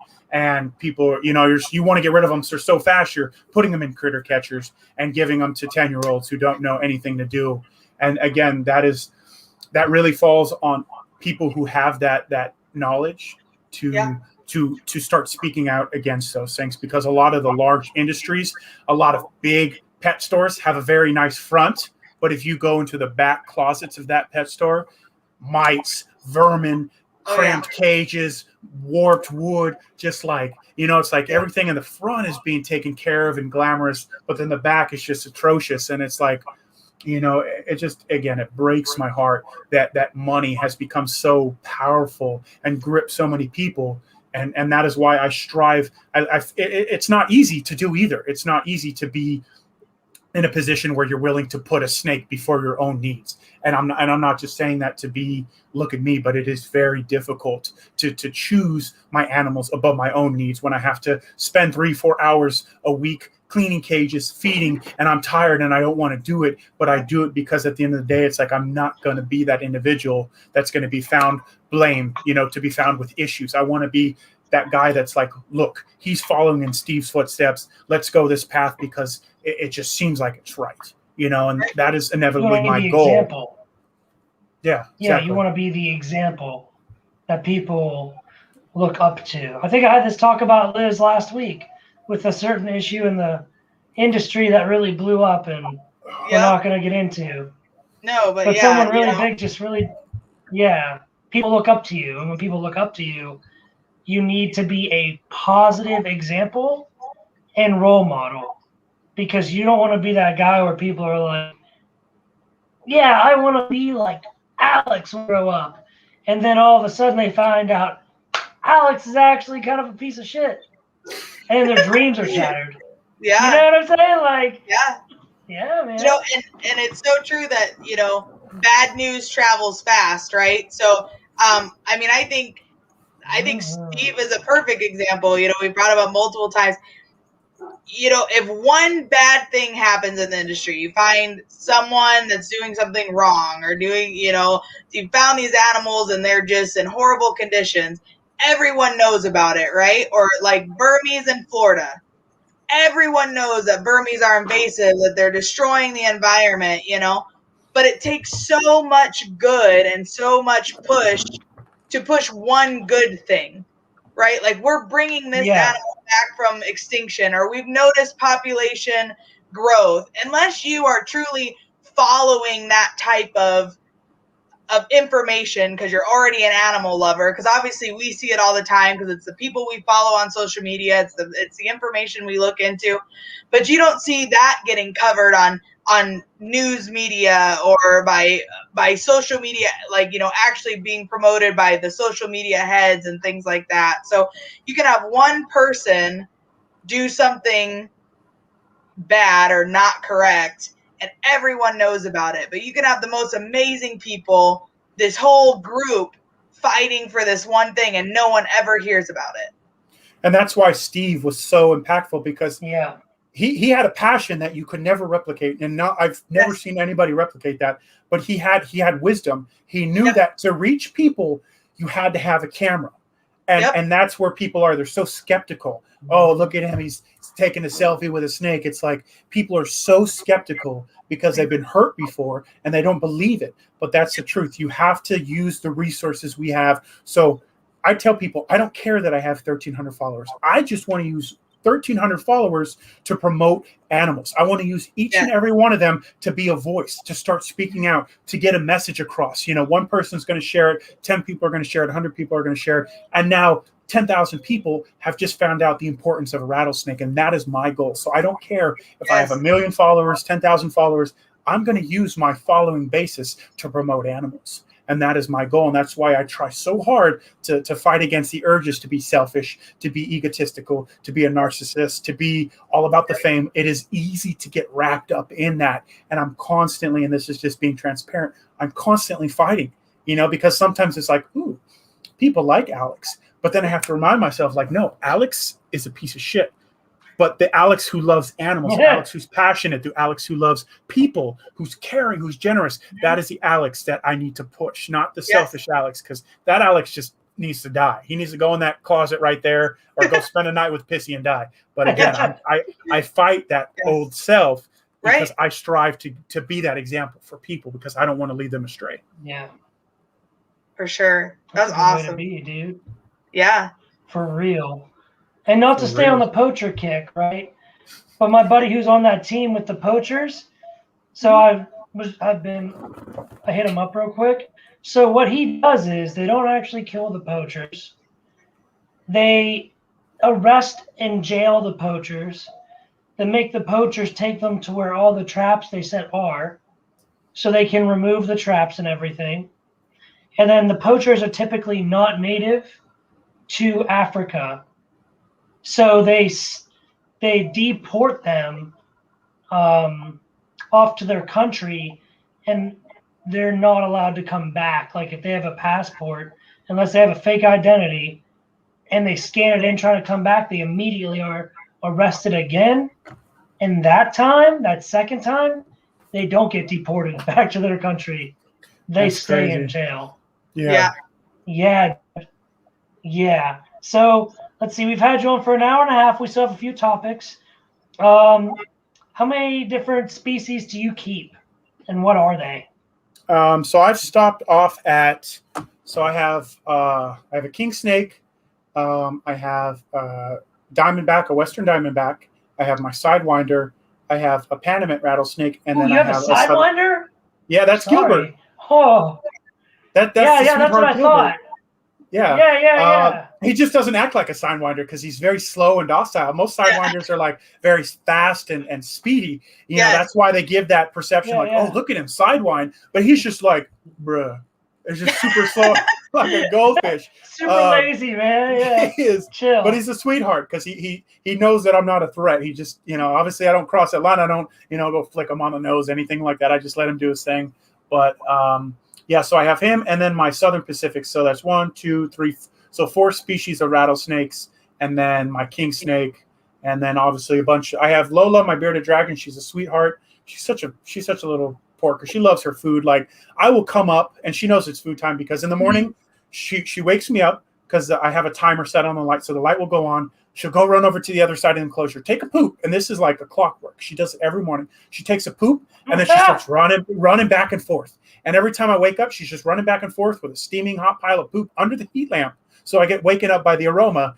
And then she just sits in front of her dish and just starts licking at me like she wants food. She's so funny. I love her personality. And then obviously all my arachnids over here, all 50 of them, just little crazy death nuggets, just fast and whatever you want to call them. Little death nuggets? I love that. Little death nuggets. Dude. Are they all different? Like your arachnids, are they all different species, or do you ever plan on breeding? Like, do you keep multiples of the same? Like, what's your plan with those? Just for fun, or? For mainly it's just for my own personal thing. I don't want to breed because it's just the more I take on, the less I can care for them. So I think as of what I'm at right now, it's a good steady amount that way I don't neglect them. But I do have a couple species, and I hope that in the future, once things are a little bit more easygoing, I can start breeding some of them. Yeah. Because what I would like to do is I'd be able to start, sharing these animals, you can even donate them to schools and stuff like, hey, here's a couple tarantulas, teach it to your class. Like, here's a care list. I just want to be able to have the resources to help people and give those things to, like I said, educational purposes. And I can't do that if I don't have enough to give, so. For sure. Yeah, that's awesome. I know when we got our Asian water monitor, the way that we actually got him was someone had purchased him as a pet and had him for several months and just kind of brought him to a reptile show and was talking to us about, the care for a water monitor. I told him I didn't really know much, and the guy just left him on our table and left the show. Like, that's how we got our water monitor. That's crazy. Yeah, said that he was an asshole, and he didn't want him anymore. And he's bit me once. It was completely my fault. I was talking on the phone, and we had just got done fishing. And I came home, and I put, he was at the door because he meets me at the front of his cage. And I opened it up and was, petting him. I had been fishing all day. I mean, I reeked of fish. Yeah. And he just reached over and grabbed my finger. It really was not that bad of a bite. He split my nail was probably the worst part. And he started alligator rolling like they do, and I literally slammed my phone down. I picked him up by the belly and he just let go and then looked at me and was like, oh crap. You could just tell the realization on his face was that wasn't food. That was, you know. They only roll when they want to tear food apart to eat. So that's how you know it's hey, he was actually just trying to get a help in a finger. He wanted some finger dinner. Yeah, it was 100% a feeding. Yeah, 100% was a feeding response. And it was just my own stupidity. I got home, didn't think about it, and and it happened. But we were planning on donating him to a zoo because he kind of just fell into our laps. Well, we ended up getting him. Spent way too much money on a setup that day because I was I have nothing to take this animal and go home to, and just kind of ended up falling in love with him. Turned out that the guy that had him was keeping him in a tank. He was only about this big. Well, the guy wanted to pick him up. He was reaching straight down and trying to pick him up. And I'm sure, as you know, working with any kind of reptile, the worst way you can come at them is directly from the top. Yeah. Have you seen Buzz Lightyear when all the little Martians are and the claw comes down? Nobody likes that. Nobody likes the big old feature. Exactly. Yes, for sure. So, I worked with him for maybe a couple weeks before he would come right out and work with me. And now he's an educational animal. We take him to schools. He walks on a harness like a dog. It's ridiculous. This monitor is so chill, but it's just, again, lack of education or information on how to deal with these animals. A really fun thing that I learned working with the dogs that I work with, dogs do not like to be pet on top of the head. Everyone walks up and rubs their hand across the top of it. Watch it. The next time you go to pet your dog, if you have a dog or a friend, on top of the head, one right here, they'll immediately move to the side. They'll try to get you to rub the neck or the shoulder, or they'll immediately move. Now, as humans, we've just desensitized them so much, right, that a lot of them are used to it by now. But it all comes down to how you handle an animal, to make them feel the most comfortable. Absolutely. I agree 100% with that. I think the a lot of the ignorance, like we were talking about earlier, people see the animal for what they want it to be, not what it is. That comes from the dog, from the owning the common house pet, where I think I can take this animal and socialize it the same way, but that is not the case by a long shot. Every animal socialization structure is so different. I think monitors have the coolest. Yes, for sure. That's awesome, Tracy. Got a exotic store owner to sign up for the Stark. So that's awesome. Good job. So walk me through, Alex, just some general care requirements for your spiders and other arachnids that you have? Like, are they fairly easy to take care of? Are there some species that are a lot more not dangerous, but a lot more difficult to take care of? I know I've seen your reels.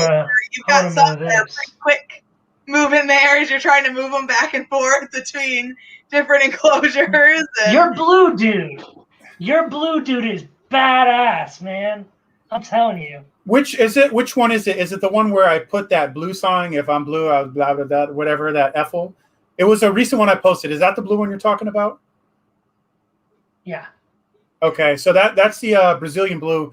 They're deep, majestic, like blue, and I love it because I have some brighter blues that are more like eccentric. Heart of the ocean blue. Heart of the ocean, like Little Mermaid blue. Yeah, so that species is absolutely gorgeous. So to answer your question, Liz, yes, a lot of my species come from Asia. And Asia, as you can tell, is a much more humid, a much hotter, a much more moist environment. So my job as a keeper is to not throw them in a critter catcher or critter keeper, whatever you call them, throw some dirt, call it a day. I'm literally, before I bought every one of my spiders, and I kid you not, I went onto YouTube, husbandry for blank and blank, husbandry for this species. I learned the care sheet of each and every one of my tarantulas. That way I knew, okay, my burgundy Goliath bird eater needs high humidity, low ventilation. You can put plants, you can put this and that and the third. Oh, my Aphonopelma chalcodes, which is the Arizona blonde, it's a desert species. It doesn't need the same humidity. It can have more ventilation. Temperatures can be a little bit hotter. Things like that. It's so crucial to understand, because if not, you're going to have like tarantulas dying left and right. Why? Because you're treating them all the same and they're not the same.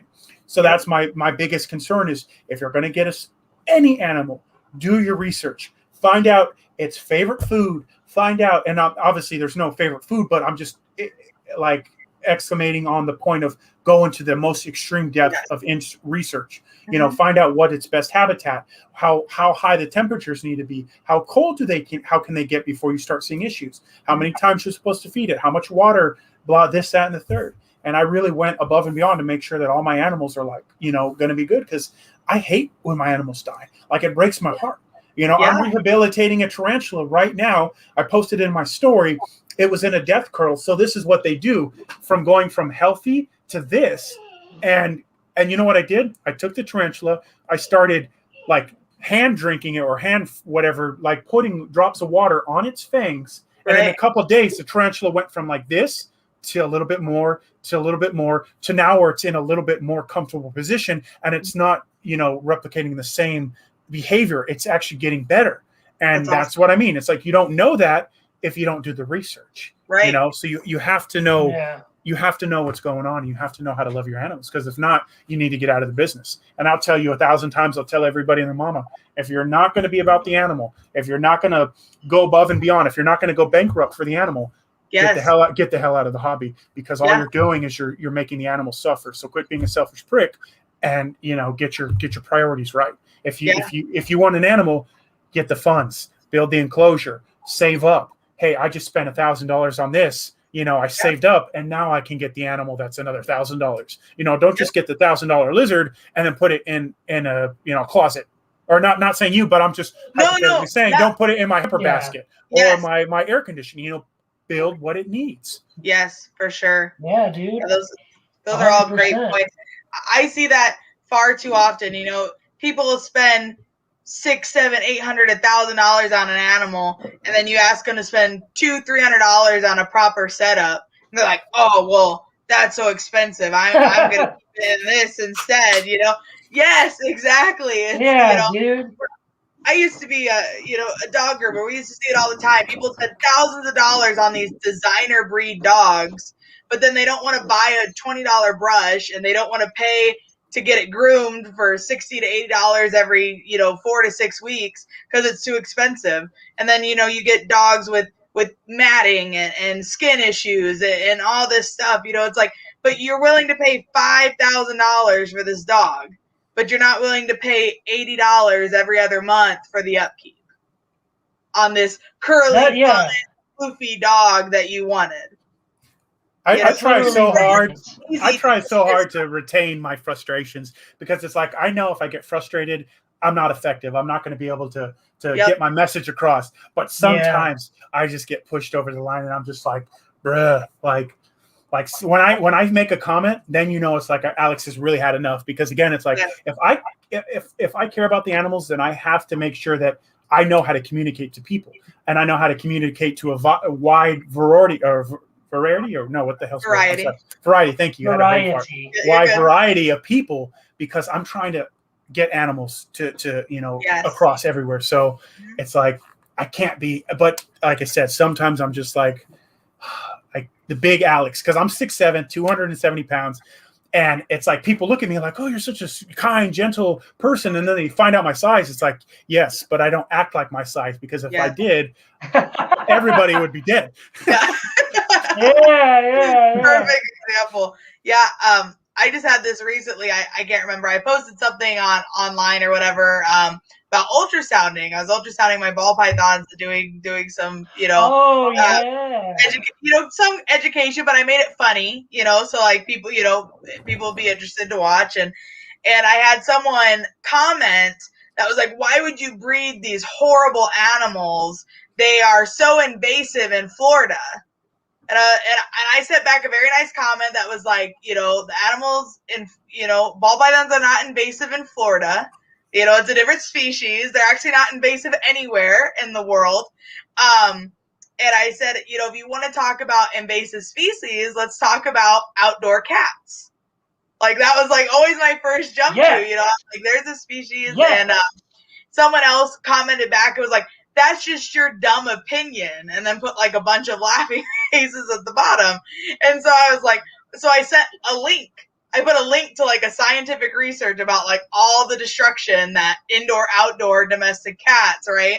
And she sent it back, and she's like, that's, she was just going on and on about it. But it's like sometimes the ignorance of people, like I try to be very kind about it. I try not to be short or snippy, but I try to be educational, but sometimes people's ignorance, she's like, oh, that's just something you made up. I'm like, yep, I went and made this website and wrote this paper and like went through all the work to just have this to defend myself when I talk about, the struggles of domesticated cats and how they're detrimental to an ecosystem. But I feel like so many times if it's cute and fluffy, no one cares, it's the animals that people are scared of or spooked of or uneducated on that always get that they're the worst thing that could possibly happen. And I love questioning people when they want to respond in that manner.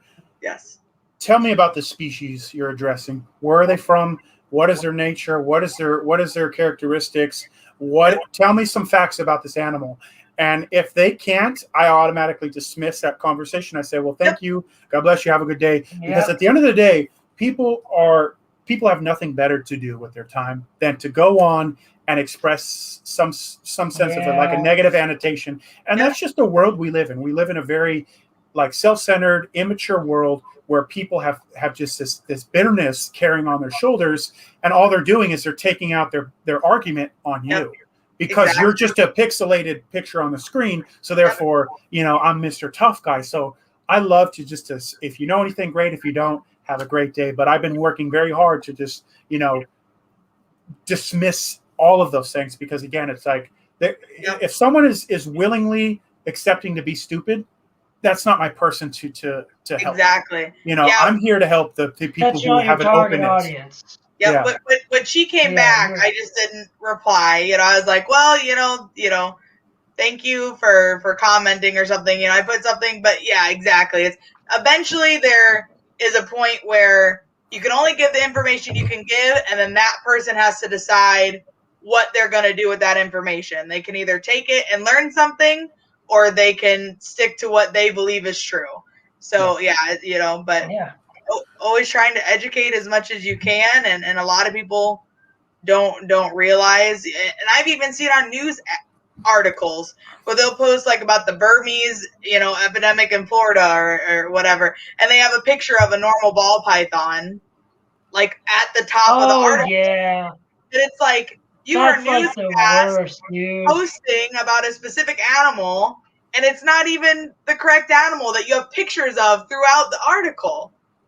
And then, people see a ball python and they're like, oh, I saw that snake in an article about, how Burmese pythons are eating people's dogs in Florida, so they must be these horrible animals. Or, the great rumor of snakes sizing you up. Like if your snake stretches out while you're holding it, it's because they're trying to size you up to see if they can eat you.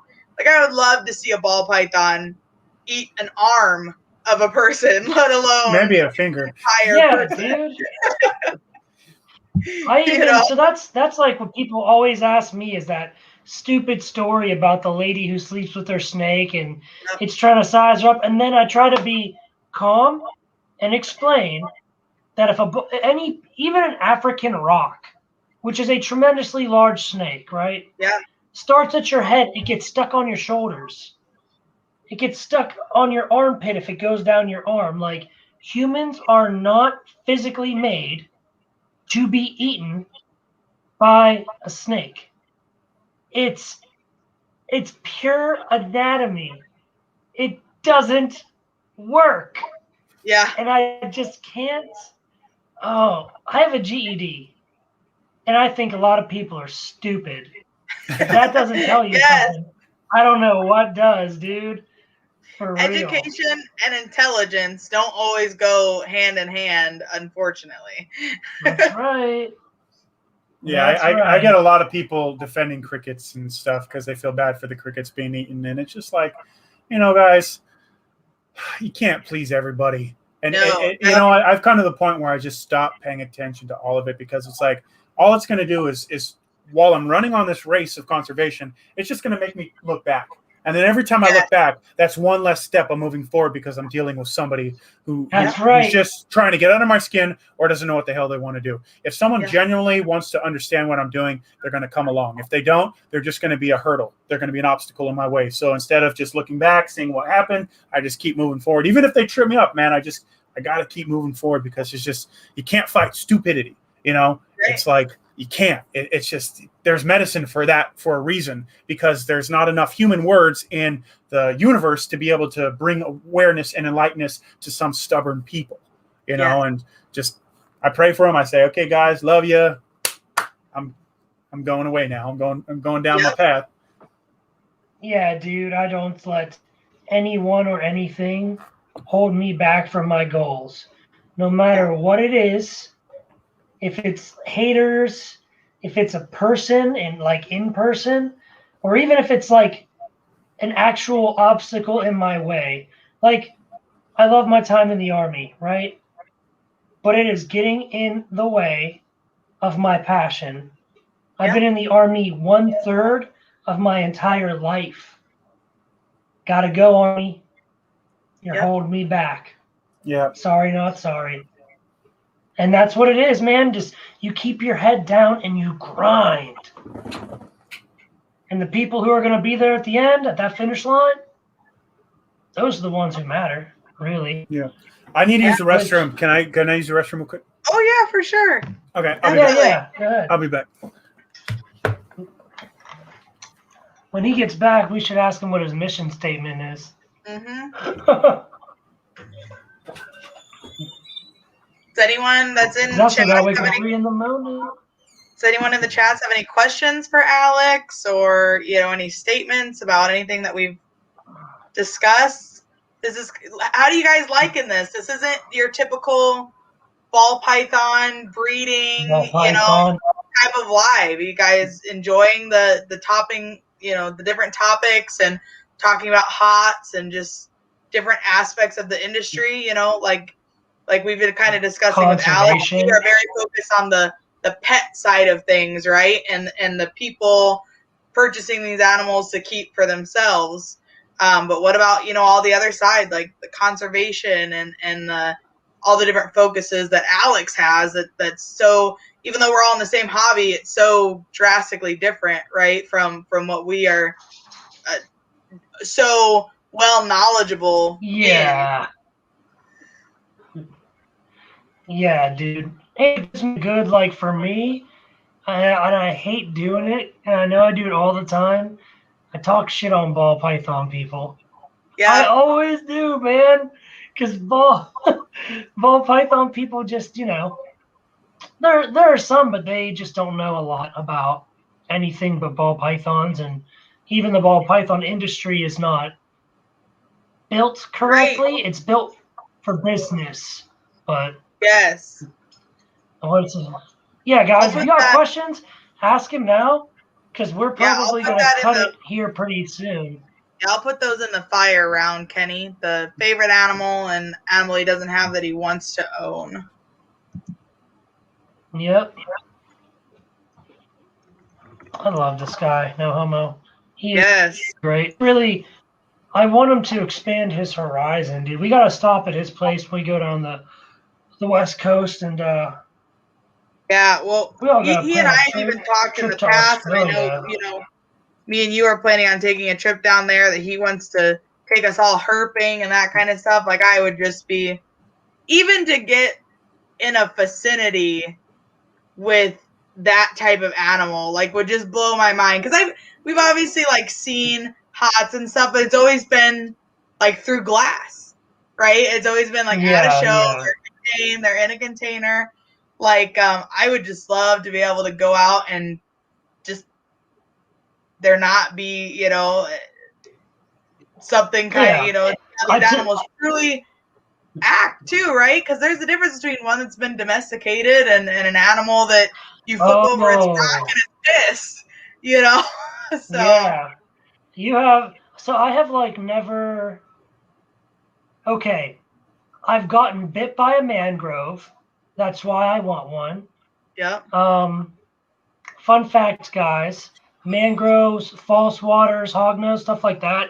If you're allergic to getting stung by bees, don't ever own one of those, because there's a 9 out of 10 chance you're going to be allergic to their venom. Similar. But yes. Yeah, so I've handled mangroves and false waters, but the only time that I ever, in Pennsylvania we have timbers and we have a few other rattlers, and so I've never gone herping without the stick. And there was the hook, and there was one time where me and friends, I was the first one to hop over this log, and they were like, there's a snake right behind you. And I turned around, and immediately it was like, okay, this is real bad, because I'm in striking distance. So I was real calm, and I took my stick and I started tapping it on the log and slowly backing up. Yeah. So they're looking at the log, and everything was good, but handling the false waters is as close as I've gotten to what Alex does. Yeah, we get water moccasins up here, and it's sad because we also have kings, fox snakes, just all kinds of stuff. And I mean, we go out hiking, we've caught fox snakes and cords and just all kinds of stuff. And if someone sees one in the river, I've seen people grab huge rocks and they're like, "Oh my God, it's a moccasin! I'm gonna kill it!" And we actually just this summer stopped a guy from doing that. His daughter and him were playing in this low part of the river, and he saw this snake and he grabbed this huge rock and he starts running at it.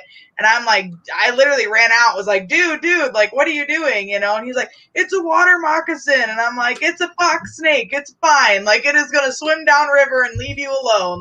You were the one playing right next to the giant fallen tree. It probably fell out and, was just trying to get away." And he's like, "How do you know?" And it's so just uneducated, right? People see a snake and they don't know what it is, so they automatically assume that it's going to kill you.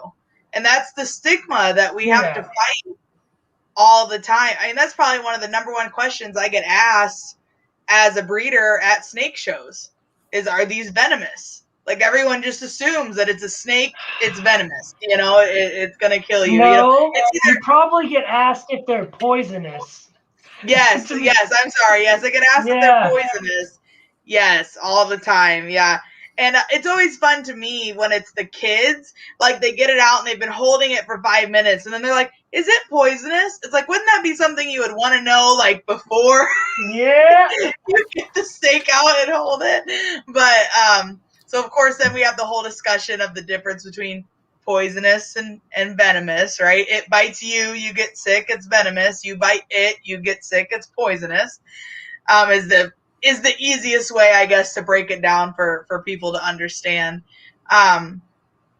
But yeah, it's crazy to me that the stigma that we have on pretty much any reptile is you see it, it's going to kill you.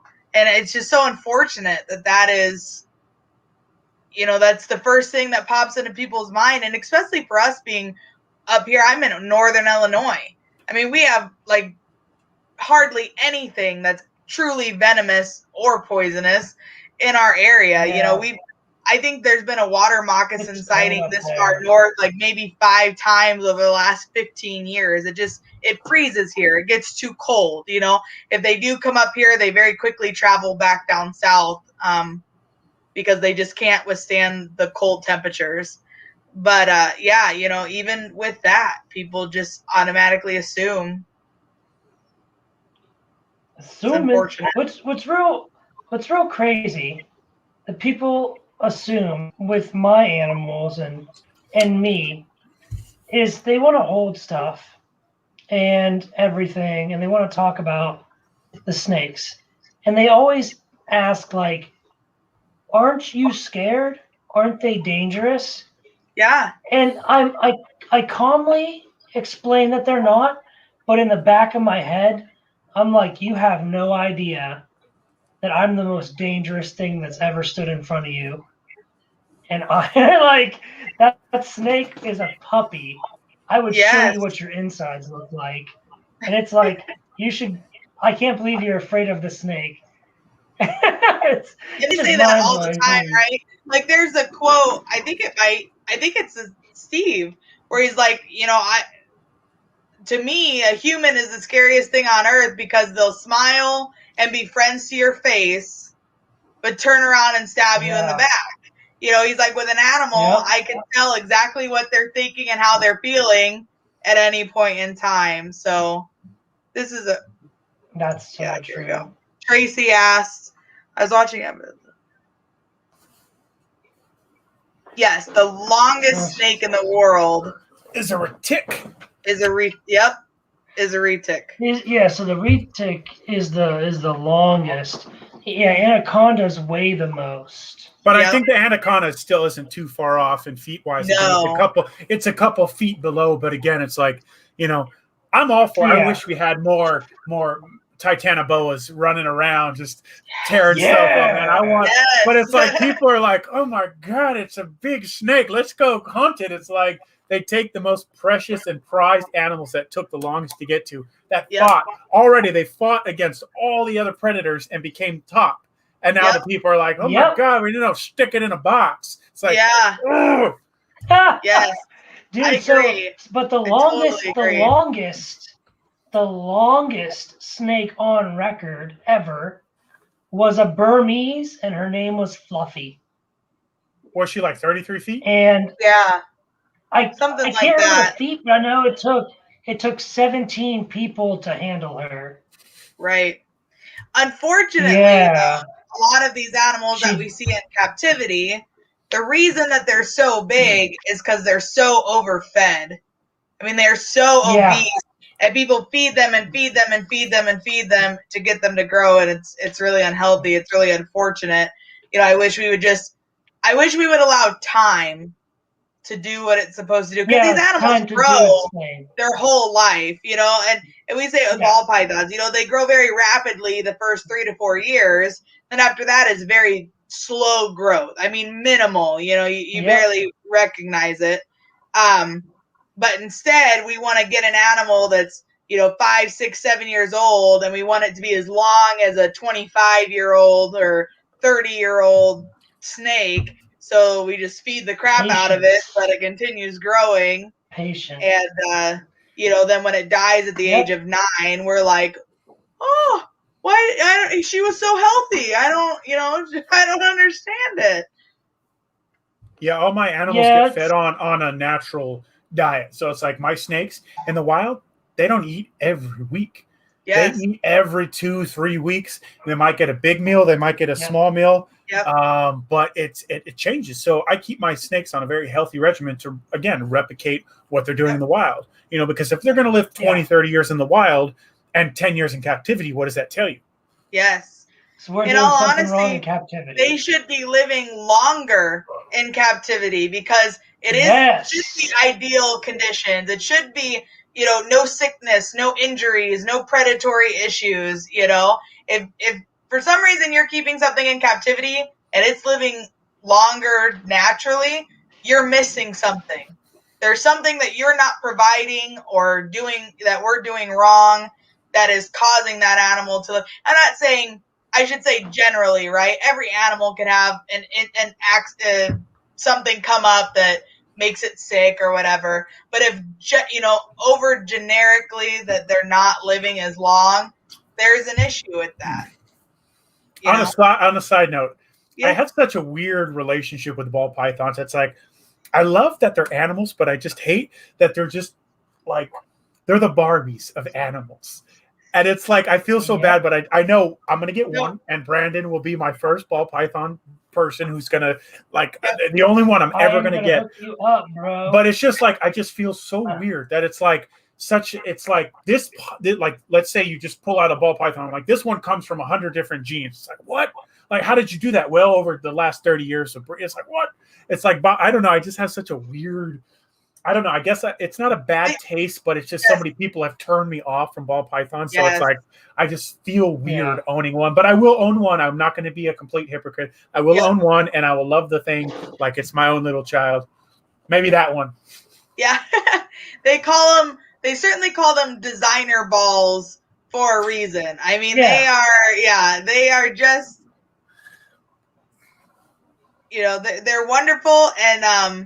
And I do like the ball pythons. They do allow me to fund a lot of my own personal conservation efforts, and I'm not really in a position where I can physically do a lot of things, but I do try to donate and educate and help in those instances and things like that. So, but my real passion is with my other animals for sure. Oh, we getting animals out now? The whole thing with Oodles and Noodles was originally educating children, but I'd had to breed ball pythons to pay for that. Exactly. Like, that's where it's at. So what do you got there, Alex? That's Gilbert, right? That is Gilbert. That is the superstar. This is my boy. Liz, you want to blow him up? Yep. So. Not you. No. You do your thing, Alex. You're gonna be like, oh, hey, it's me.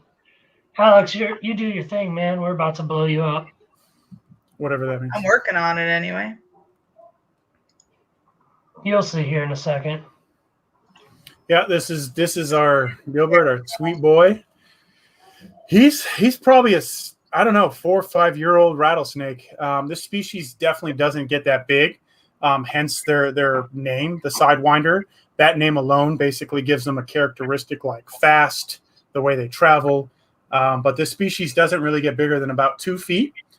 Gilbert's probably about 18 inches right now. So he's kind of getting to that point. He is a male. The way you do it is you can check via, my camera's not that well, but right here on his tail, he's got his male sex organ, and he basically has his 2 little prongs that come out when you sex him. So here, let me actually take this camera out so that way I can actually work with Gilbert a little better. So yeah, Gilbert originally got him. You can see his rattle looks all janky. So he was actually a very malnourished rattlesnake when I found him. So he was a relocation snake, and he was really jacked up. I don't know what was wrong with him. He's very scrawny, very just malnourished. He didn't look right. I took him in. I housed him. He wouldn't eat. So I actually had to force feed him, and that's probably one of the most stressful things to do. Yep. But after like 10 months of working with him, he now eats on his own, and he's the healthiest he's ever been. He still has a very calm and docile nature, so he's not like your typical rattlesnake. And that's what I love doing, is I love showing people like, hey, this is my boy Gilbert. Like, you know, he's a sweet-hearted snake. He's a good boy. He knows that I'm not going to hurt him. He knows that all I want to do is basically just provide for him, you know. So as you can see here, again, this is a rattlesnake. Yes, do not do this at home. Do not try this. If you do, it's highly advised against, because I don't recommend anybody taking the chance of getting bit, because Gilbert at any moment, he could be like, oh, you smell like fish, so I'm going to bite you, right? Or chicken, or whatever the case. So, but as you can see here, Gilbert's just coiled around my wrist for stabilization. He's got a little anchor at top, and now he's just checking everything out. So, yeah, he's beautiful. Yeah, he is. I wish the camera was a little bit better. Yeah. Yeah, dude, Gilbert's awesome. I'm telling you, when I'm gonna make a trip over there, me and Liz, and I'm telling you, man, there's some of your animals are definitely something I want to interact with. Absolutely.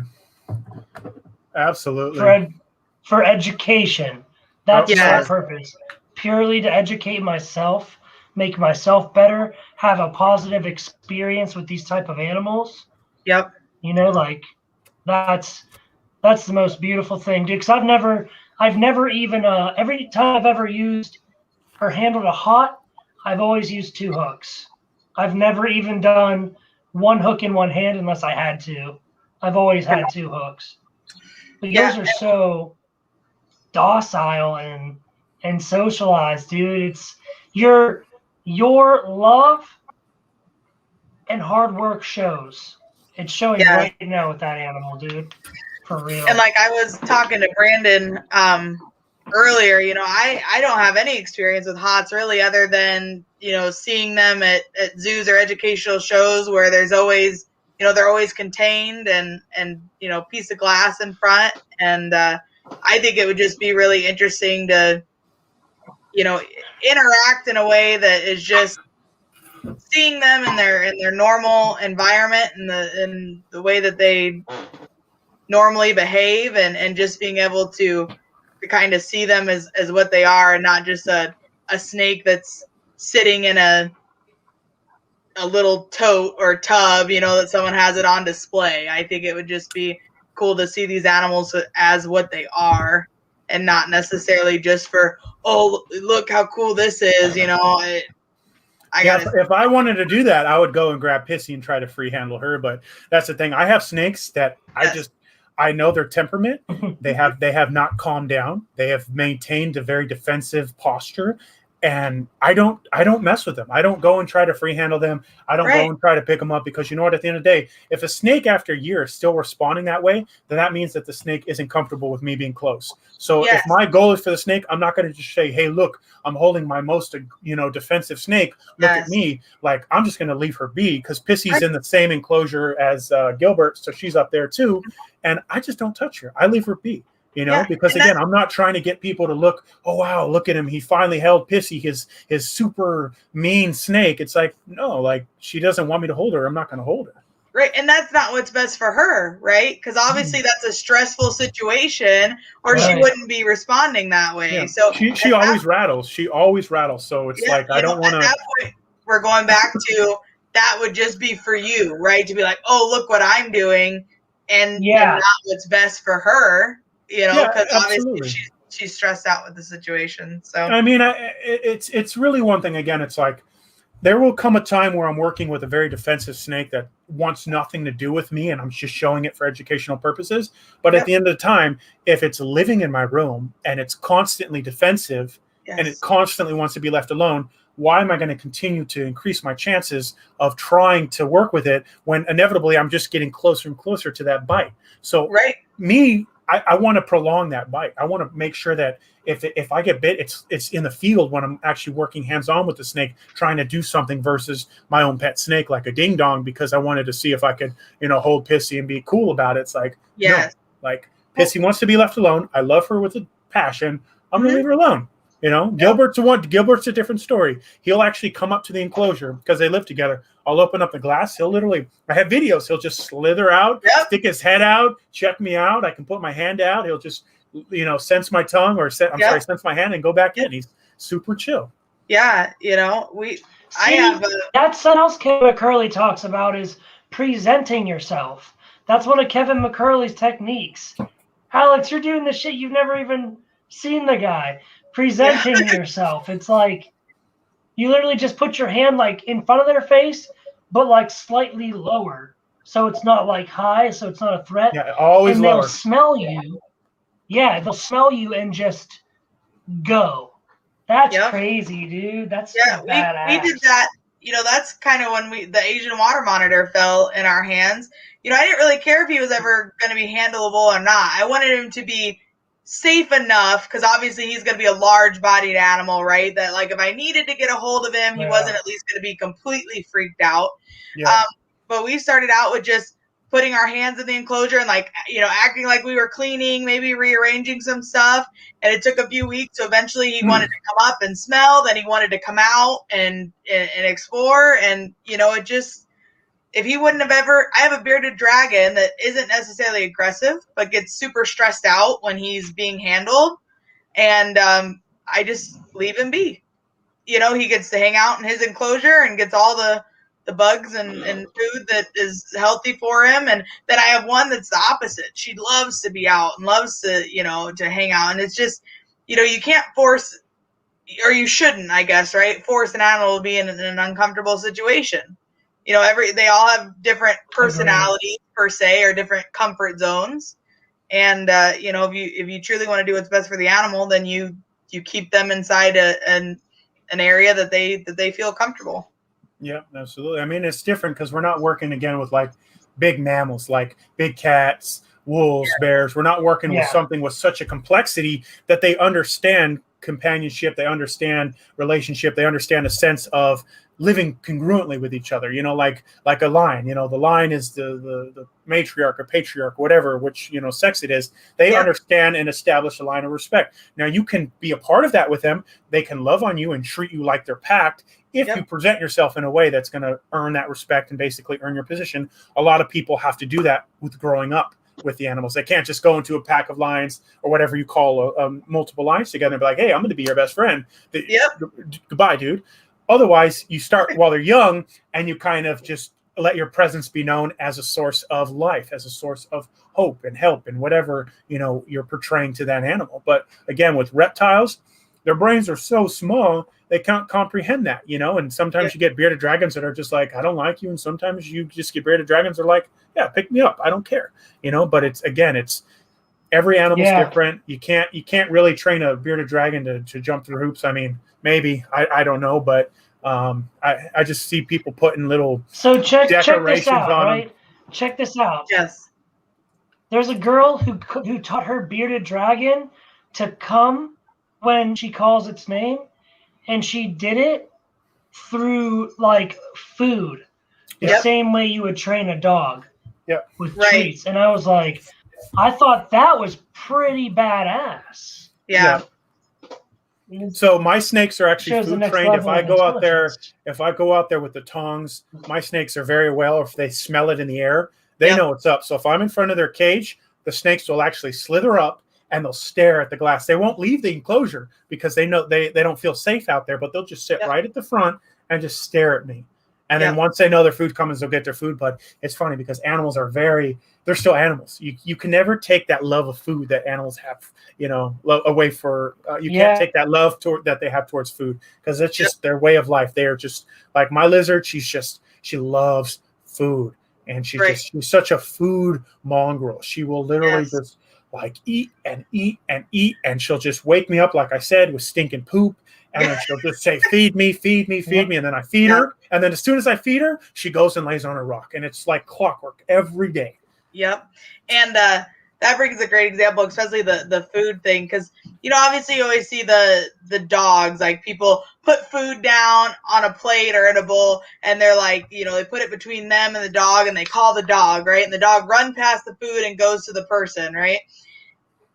The reason that the dogs do that is because they know that there's a better food source at the end. I mean, that's how you teach them to do it. You put their kibble in a bowl, but you have a steak in your hand. So if they don't eat the food and they come directly to you, they get the steak, right? So that's a better food source. And not saying that there isn't a relationship there or a bond, because obviously a dog is capable of feeling emotion for a person, just like they would another pack member, technically, right? But at the end of the day, food is king in an animal's head. I mean, it doesn't matter what it is, you know. Food is the ultimate motivator. That's just kind of an instinctual thing. But yeah, you know, people see that and they're like, well, then why does my dog come to me when there's food? It's like, because you have at some point taught that dog that you have a better food reward than what they would get if they went to that dish. You know, it all boils down to that. And so that's an interesting, you know, point to bring up, that food is always the main motivator for an animal, no matter what it is or what you're doing. Instinctually, food is king, because I mean, everything needs it to survive it in some environment. So yeah, look at the crocs at Steve's park. The crocodiles are so food triggered. As soon as the guys get in the land, the alligators and crocodiles know that these guys have food, and they'll just start surfacing from the water, from the depths, and peering on the shore, and they're like, it's game time. And then you have like 20 alligators, or whichever pit they're in with the alligators or crocs, they're all coming up and ready for food. And that's, again, they've trained them to know that once a human enters this area or their presence, it's food time. You know, and they're going to be attentive and present. Or like the food slap, right? Like every time before they feed, they slap it down, you know, almost as a trigger of like, this is the marker for where this food is going to come from.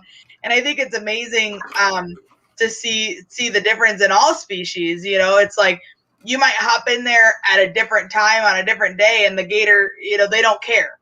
They know it's not feeding time. They know you know that it's not triggered. They don't care that the person's in there. But as soon as that food, whatever the signal is, or whether it's the smell or where they enter the enclosure or whatever the case may be, I mean, as soon as that food response is triggered, it's a completely different animal pretty much at that point, you know, and their actions are different and the way that they react is different. Yep, absolutely.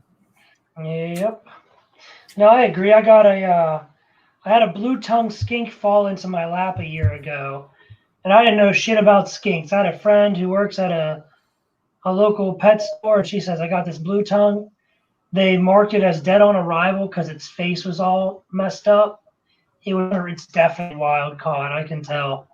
It's definitely like straight out of Indonesia, wild caught. I got it. It was so skinny I could see its hip bones. A chunk of its nose was missing. It was bad. So I went and I spent like $1,500 on a badass enclosure, PVC, double ventilated, triple heated, UV, acrylic front sliding doors, badass enrichment, right? And I got this skink, you know, and I could tell it was wild caught because I have a lot of experience with wild caught animals. I also didn't sleep for a couple like days, maybe 4 days, because I stayed up learning everything I had to know to take care of this animal.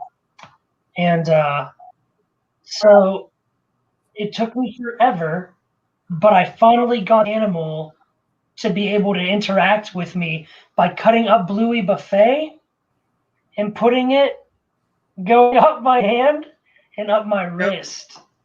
Yeah. Because I had to hand feed her because she was too weak to eat on her own when I first got her. So she was used to me hand feeding her. So once I got that down, it was like, okay, crawl up my arm. And now she'll crawl up my arm. I can interact with her. I do Kevin's Rise to Heaven. Whenever she tongue flickers and starts puffing a little, I just hold her up. She takes it in and chills out. I bring her back down. I put her down and I give her food. So it's a positive, that food is a positive reinforcement.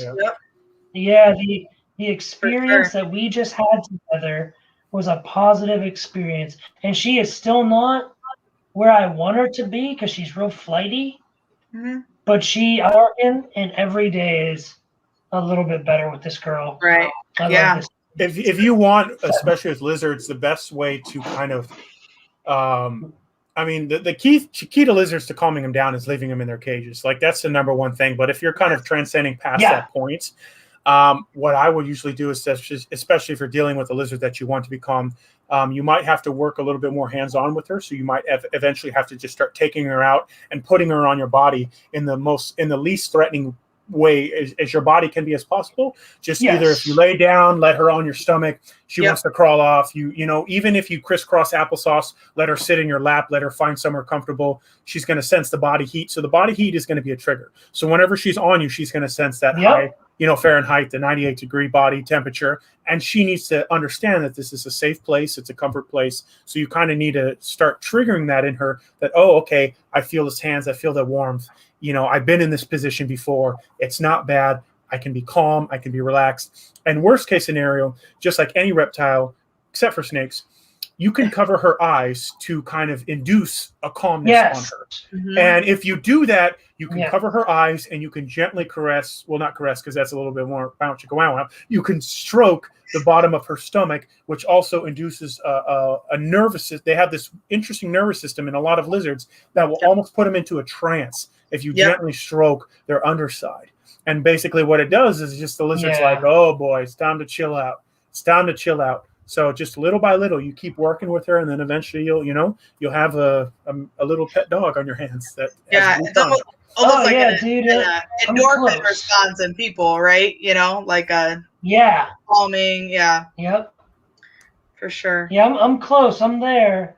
I'm when I interact with her in her enclosure, it's fine. Totally good, totally calm. I'm just now getting her to crawl out of her enclosure onto me. And pretty soon it's going to be like interaction. Like I'm going to put her down and I'm going to like lay on the ground with her to stay at her level. Food, put her back. And then I'll have her out a little longer. Food, walk a little bit. Food, put her back. And so on and so forth. And I know another good piece is sleep with the same t-shirt on every night for a week and then leave it in the enclosure for the smell. Is another good one. Yeah. But the mission statement. I was going to say, well, Alex, we've taken up a couple hours of your time. We really appreciate it. We got one more question for you, and then we do like a fire round of questions real quick, and then we'll let you have the rest of the night to yourself. All right? So what is your ultimate animal career goal or mission statement that you kind of have set for yourself? Where do you want to be? And I know it always rises, right? We're always looking to do better, but what would be like one of your ultimate goals? I would probably say this is a perpetual goal, so it's going to keep happening, but I would like to keep challenging myself to when I'm presented, because every now and then, every couple weeks or months or years, I'm presented with a decision to either elevate myself or elevate the animals.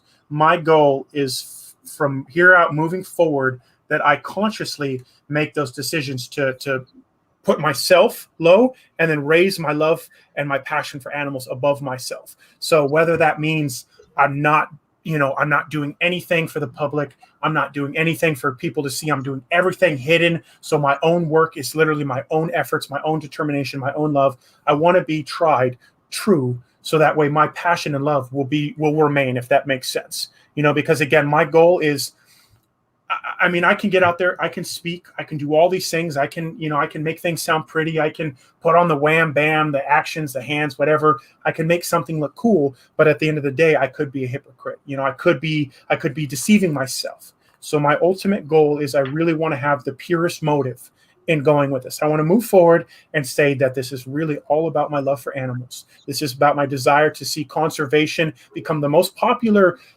thing on our planet. And for the sake of everybody else watching, it's like this needs to be at the forefront of everything we do. Just like my eyes are blinking, my heart is, my eyes are blinking, my hands are moving because my heart is beating and pumping oxygen all throughout my body. That is what I want, is the core foundations of my being, is to be animals. So I want to continually walk down this path. I want to be tried. I want to be tested. I want to make sure that my passion and my motives are pure. And like, that's it. I just want to just spend every ounce of my being just speaking and loving and working and doing and just everything I can for these animals. So that is my goal. Inevitably, it's just to be found worthy to be in the same realm as Steve, because he set such a tremendous example that he was so spotless almost. If you look at him, he's like nearly perfect in his love and everything he conducted. And he set such a high standard that 99% of people fail because they picked themselves when they were presented with a decision. So again, it's like, I want to say, you know what? I don't care about myself. I don't care about my health. I don't care about my well-being, my finances. I just want to spend the rest of my life doing everything I possibly can to set these animals up for success, saving them, promoting them, conserving them, everything, protecting their land, everything. And that's really my goal once you unravel everything else. Obviously, there's a bunch of other little stuff that's super important, but that needs to be my heartbeat for the rest of my life moving forward. So. Wow. I mean, I'm sure anyone else listening to that or watching it, I mean, you are well on your way there. I mean, your passion, just the way you're talking about it, I mean, you can't help but like smile, right? Just listening to how passionate you are about what you do. It's just absolutely amazing. I mean, you can feel it, like as you're talking, you can feel how true you are to what you're saying. So I mean, keep at it. You are well on your way to being that person, that you strive to be, and that is just amazing. It's really awesome. Dude, the only way you'll ever fail is if you quit. If you never quit, you'll never fail.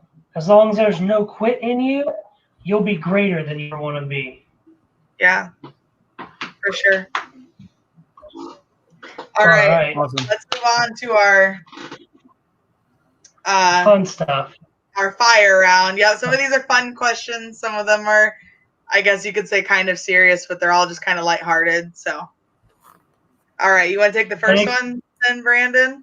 Yeah. So you want to answer these fast. It should be natural. Yep. Now we're talking about the candy here. Did you say caramel or caramel? Caramel.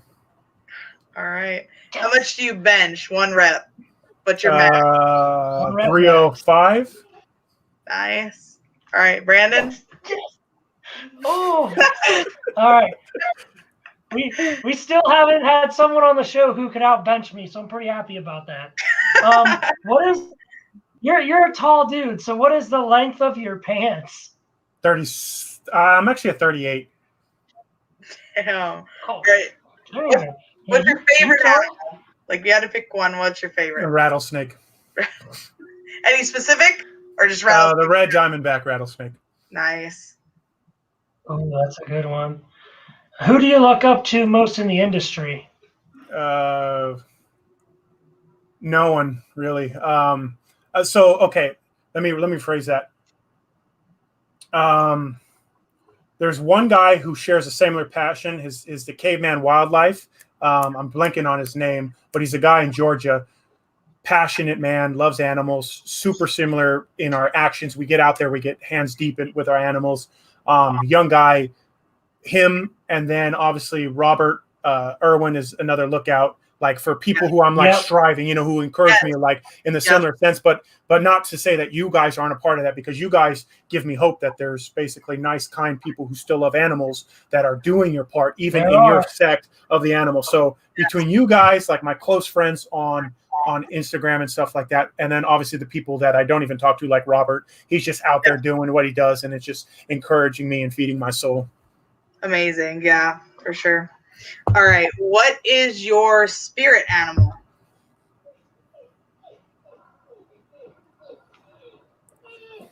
Hey. I don't know. A cucumber. Nice. I love it. And I'm gonna sit there and provide nutrients for whoever wants to eat me. There you go. Do you watch Rick and Morty? What's that? Do you watch Rick and Morty? No. Oh, damn. I'm like the worst person. Pickle Rick. I'm like the worst. I rarely watch TV or do anything. I'm like a caveman when it comes to technology. I'm trying to get better. I'm started adapting and stuff, but I'm literally a caveman. So I'm trying to set my game up. Watch, like the stupid shows that you can practically tune out, and I just let them play like while I clean snakes because I'm so busy. I don't have time to actually sit down and watch a serious show. Yep. All right, Brandon. Next one. Favorite spider species? The Poecilotheria metallica, which is the Goody sapphire. Ooh. No, well, either that or the Caribbean versicolor, which is that beautiful blue tarantula. It's that little one where he's crawling on my hand. Yeah. But he's more like of a neon blue versus that dark blue. Right. Yeah. All right. Let's see. What is an animal that you don't have that you would like to own? Arizona blacktail rattlesnake. Ooh. Yeah, they're absolutely gorgeous. They're like a beautiful green and yellowish tints, and just, but obviously you can't own anything that's not native here unless you like go to an expo and buy it. But yeah, I would love that species. Or, man, I would love a mountain lion. I would love a mountain lion. I would love to have a huge facility with just a mountain lion that would be like, we would have that relationship where we like exist together. She trusts me, and I would love that. I would die for that. Awesome. That's awesome. Because I was just about to ask if there's any non-reptile like species. So yeah, that's awesome. All right, you got the last one, Brandon? Yeah, dude.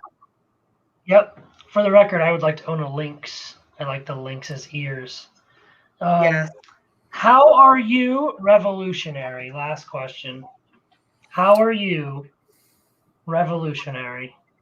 That is probably a great question, and I've never thought about that. But if I were just to speak out of my heart, because I don't have time to prep, I would say I'm revolutionary because, I mean, I have a passion and a fire for animals that I'm not trying to boast, but I don't see very often. And I have a love and determination and this motive that is so good, and I'm just reassured by the goodness. I'm not like telling myself, oh yeah, I'm perfect, my motives are perfect, but I'm being reassured from outside sources that what I'm doing is good and it's purposeful. And I know this because when I look in the mirror and I look back at my past and I see where I'm going, I literally see myself walking the same trail in the same foot position as Steve Irwin. And that goes to show me, because when no one else is doing what he's doing, I can see myself fighting to be on that same path. And that's how I think I'm revolutionary, because I'm willing to say, F what the world thinks. Screw the money that everybody's killing each other over. I will denounce all of that again and again every day. I will turn down the biggest head honchos in the industry if it's about fame, and I'll tell them to go F themselves if it's a matter of conservation. And I will sit on that and I will stand on that, because at the end of the day, I would rather my life just be a tool to be successful while the animals get all the enrichment and the joy and the love. And I'm here just like a lonely pilgrim, just kind of eating dirt, pinching pennies, but these animals are eating steak and this and that. They're wearing the gold, they're wearing the jewels, and I'm just wearing the rags. And I'm okay with that. I love that idea. So yeah. That's awesome. Yeah. All right. Well, Alex, that's all we have for you tonight. Thank you so much for joining us and giving us so much of your time. We really enjoyed having you on. And just thank you so much for sharing all of this with us. It was my pleasure, guys. I definitely appreciate you going out of your way. All right. We'll see you soon. Talk to you later. And thank you. All right. Thank you, guys. Take it easy, bud. See you later. Later, guys. All right. Hope everyone enjoyed that. I think that was probably one of the best people we've had on. I mean, just the overall. So far, that was the best interview probably the best interview as far as being smooth, but also as far as like being educational. Yes. And outside of the norm, definitely. For sure. Yeah. And just going back to, and I'm sure, other people watching, I don't think we've ever had anyone on that was just that was that passionate and dedicated to what they're doing. It was just, really, really awesome. So again, huge shout out to Alex. So you can catch him on Instagram or Facebook, the Alex the Critter Catcher. And until next week, guys, we'll see you then. Yep. Bye. See you later, guys. Bye.